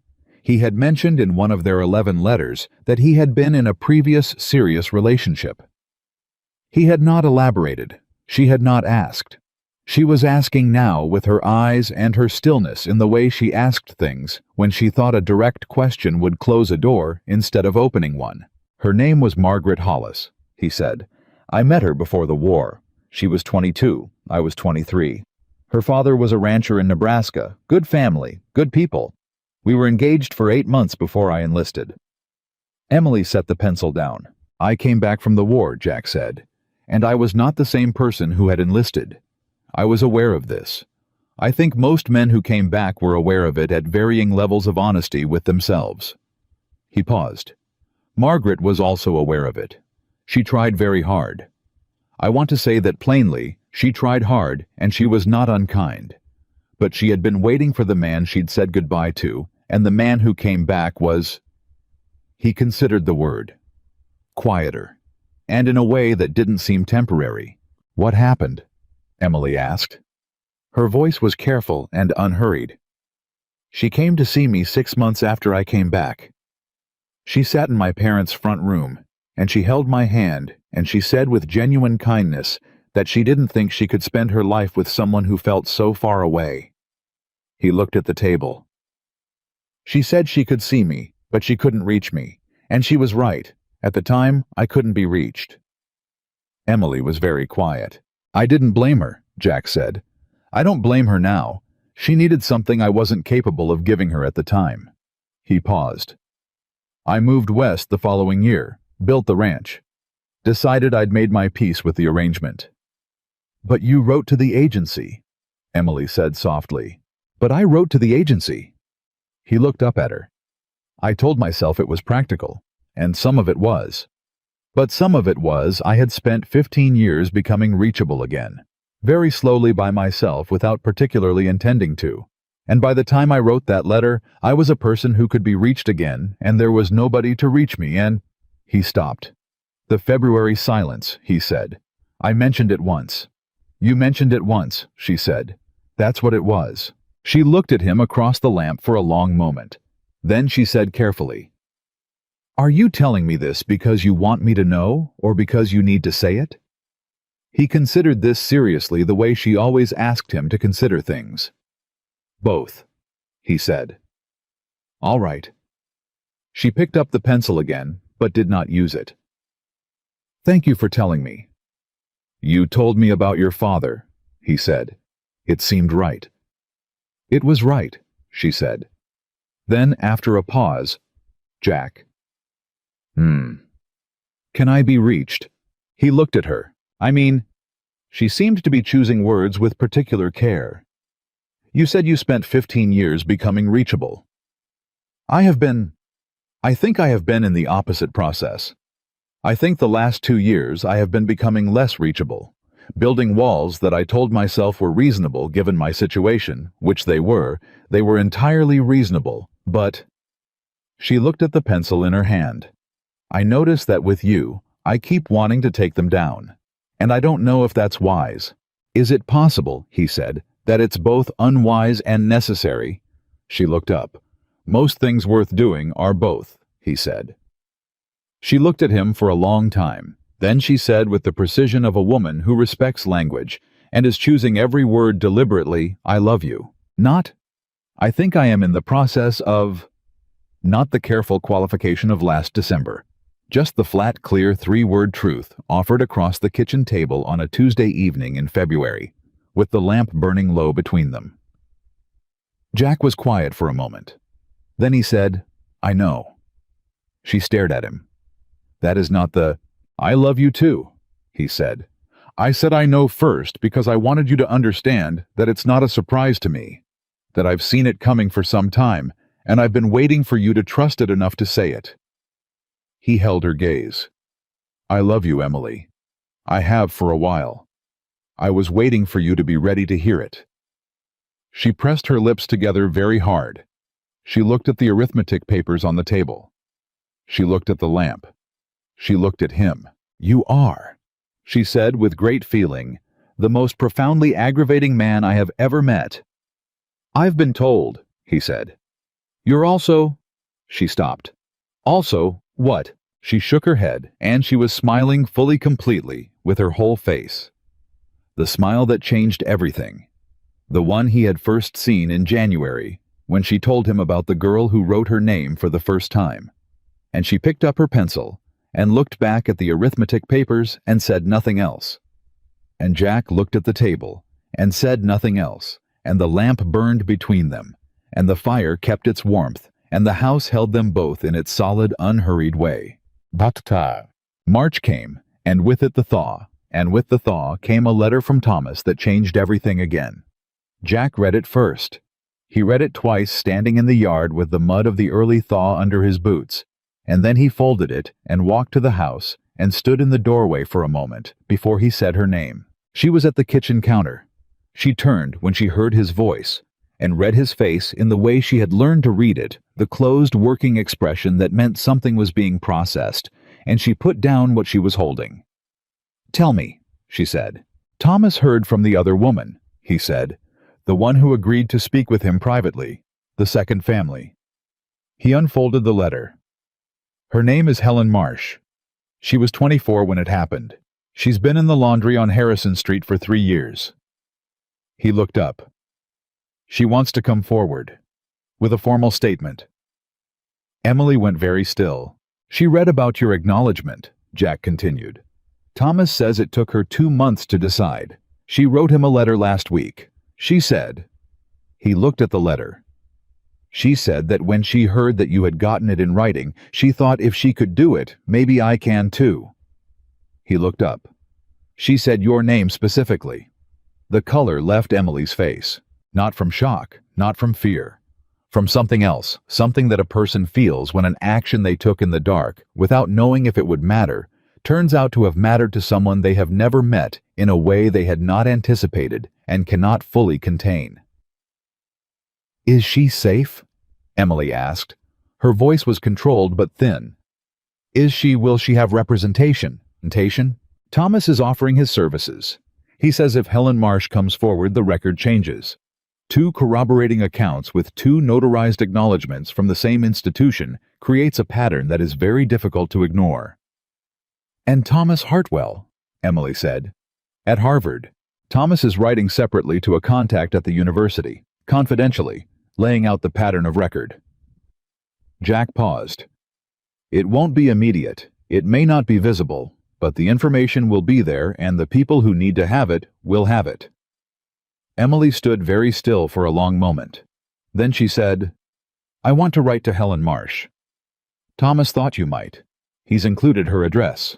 She crossed the room and took the letter from his hand and read it herself all the way through, and when she finished, she folded it very carefully and held it for a moment, and then she looked up at him and said in a voice that was quieter than usual and entirely steady, I didn't know. When I sent that first letter to Boston, I didn't know if it would do anything. I thought it might make things worse. I thought... She stopped. I thought I was just fighting for myself. You were, Jack said. That was enough. It was enough to fight for yourself. But it did something else. Yes. She looked at him.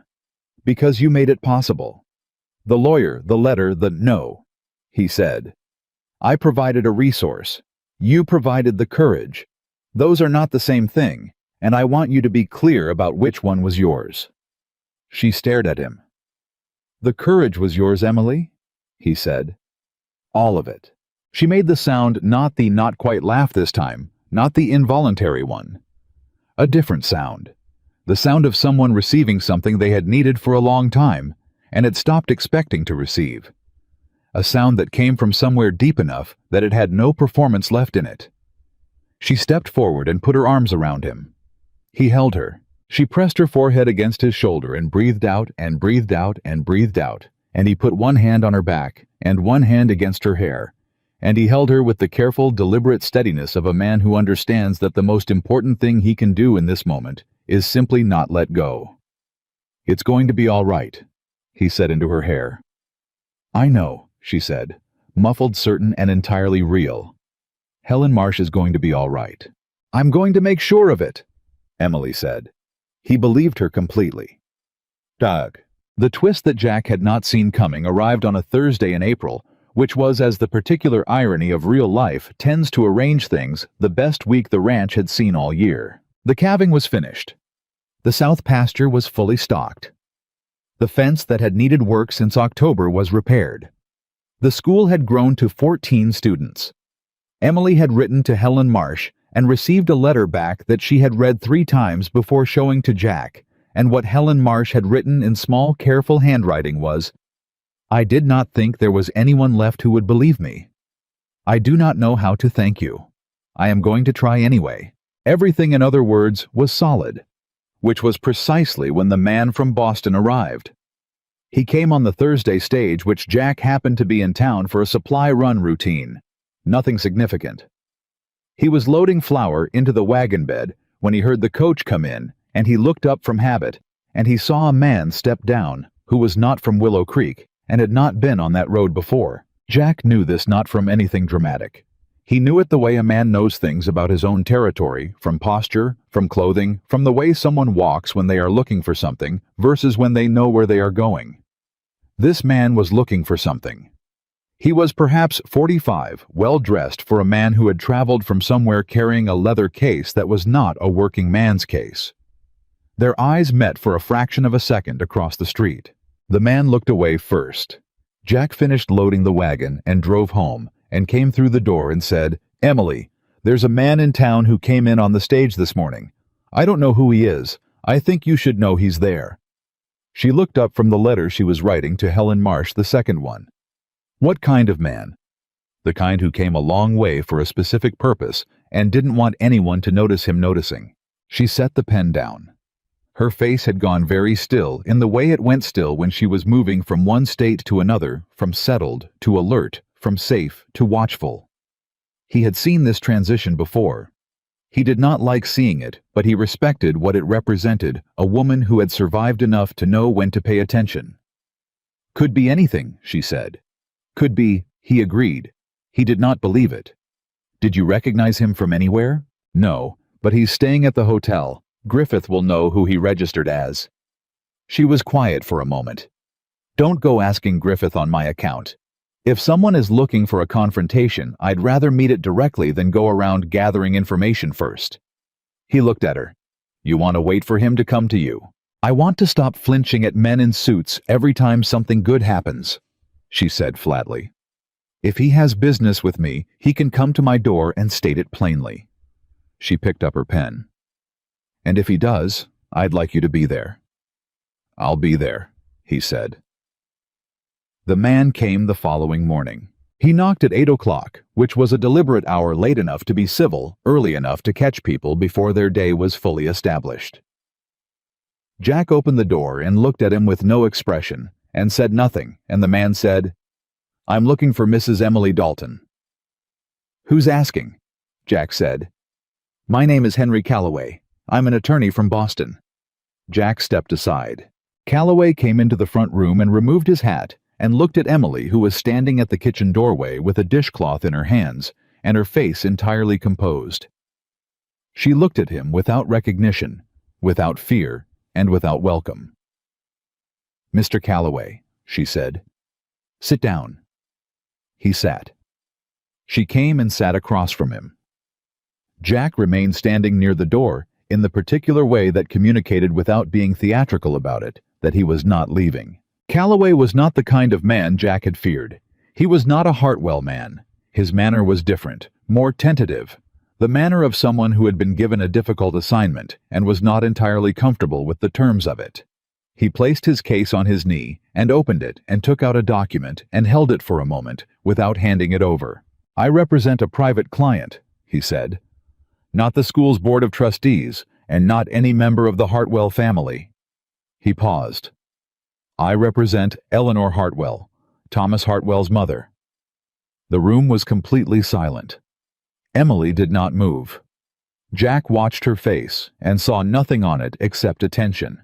"Mrs. Hartwell is aware," Calloway continued, "of the acknowledgement that was signed by the Board of Trustees in December. She is also aware of Miss Helen Marsh's recent decision to come forward. She has been aware for some time of her son's—" He stopped, chose a word with visible care. "Pattern of behavior." "She knew," Emily said. Her voice was absolutely flat. "She became aware," Calloway said carefully. "When? Some years ago." "How many years ago?" Calloway was quiet for a moment. "Before your situation." The air in the room changed in a way that had nothing to do with temperature. Emily sat with this for a long moment, a long, silent, terrible moment in which Jack watched her absorb the full weight of what had just been said, that a woman had known before Emily Carter walked into a classroom in Boston, before she had ever met Thomas Hartwell, before her life had been systematically destroyed. A woman had known and had done nothing, and that woman was now, for reasons of her own, sending a lawyer to Wyoming. "What does she want?" Emily said. Her voice had not risen, had not shaken. It was the voice she used when she was most angry. He had come to understand the voice from which all unnecessary heat had been deliberately removed, leaving only the precise, clean edge of it. "She wants to offer a private settlement." Calloway placed the document on the table between them. "A financial settlement, a substantial one. In exchange for... In exchange for what? Emily said. Confidentiality. Regarding her specifically, her prior knowledge. He paused. She is not asking you to retract anything regarding the school or her son. The public record stands. She is asking only that her own knowledge of events and its timing remain private. Silence. Jack did not move. Emily looked at the document on the table. She did not touch it. Mr. Calloway, she said. Ma'am. How much? He told her. It was enough to run the ranch for 3 years. It was enough to rebuild everything her father's debts had taken. It was enough to be, in purely practical terms, a meaningful amount of money for people who did not have a great deal of it. Emily looked at the document for a long time. Then she looked at Jack.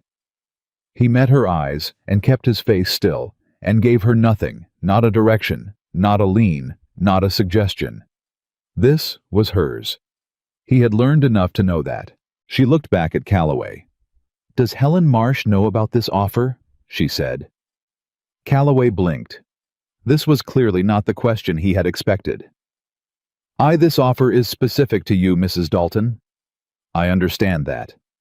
Does Helen Marsh know that Eleanor Hartwell was aware of her son's behavior before it happened to her, before it happened to any of us? Calloway said nothing. Because if she doesn't know, Emily said, then accepting this agreement would mean I know something that she doesn't, that is directly relevant to her situation, and I have agreed to stay quiet about it. She paused. I am a school teacher, Mr. Calloway. I spend my days teaching children that honesty is not selective. I am not able to model something I don't practice. She stood up. I'm going to need to write to Helen Marsh and to my attorney before I make any decision. I'd like you to come back in 3 days. Calloway stood slightly dazed by the turn the meeting had taken. Of course.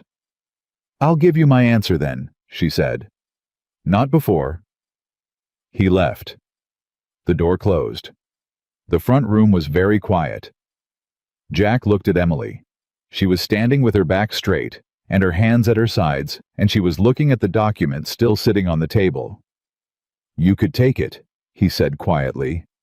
It doesn't make you wrong if you take it. I know, she said. The money is real. I know. And Eleanor Hartwell's culpability is also real, Emily said. Both things are true. She looked at him.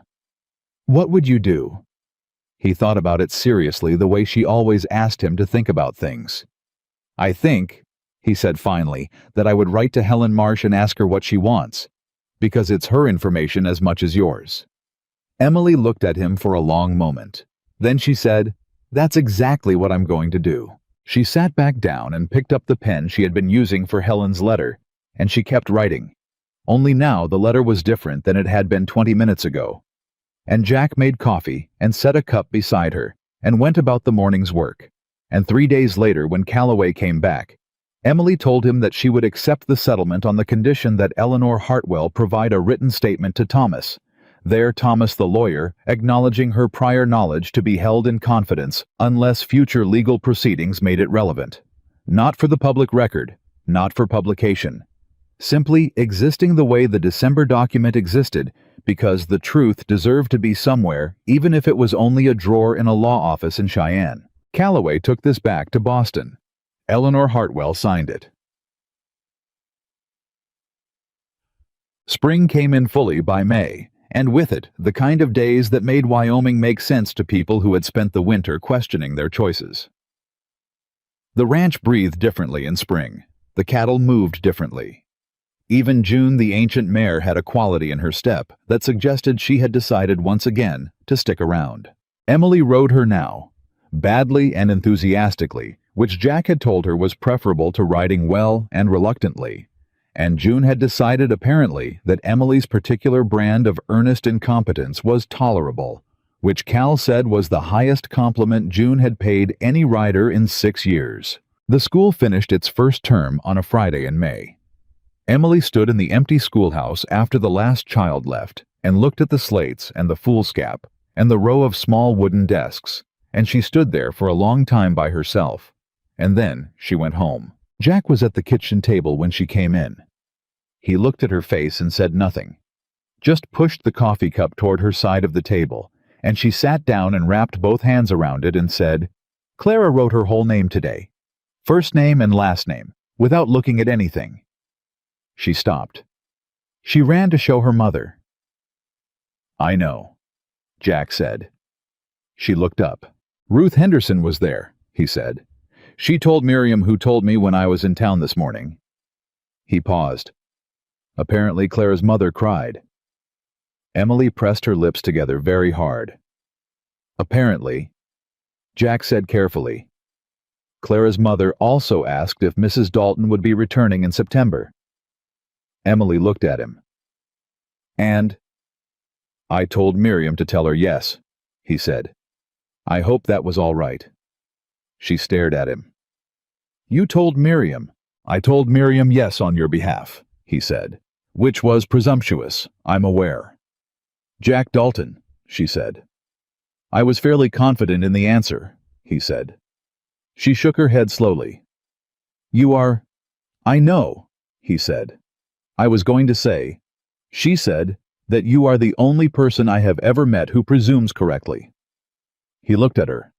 "Was I correct?" "Yes," she said. "I'm going back in September." He nodded once with the satisfaction of a man whose read on a thing has been confirmed, and picked up his coffee. Emily looked at him across the table. This man who had crouched in the dirt in front of her in Willow Creek, and said 7 words that had rebuilt the floor under her feet. This man who had read her letters carefully, and found out the truth, and continued anyway.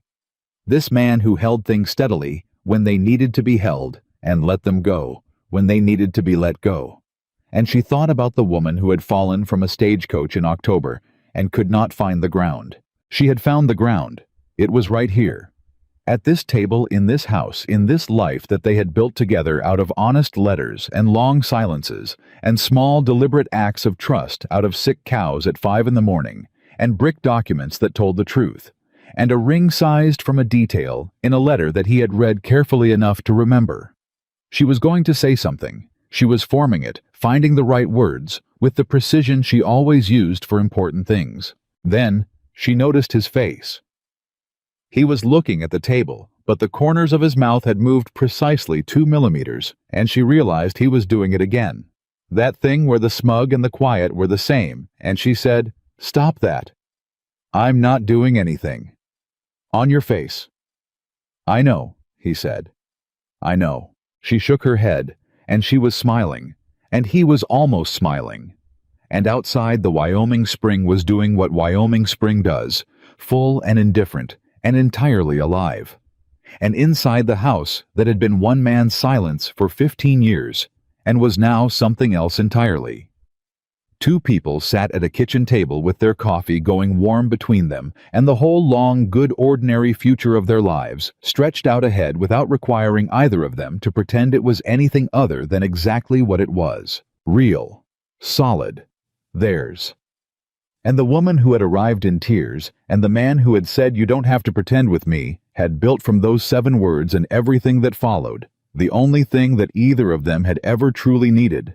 Not rescue, not perfection, not the absence of hard things, but the presence of someone who would stand in the dirt beside you and mean it, and keep meaning it every ordinary, extraordinary day of the rest of your life. That was enough. That was everything. That was home.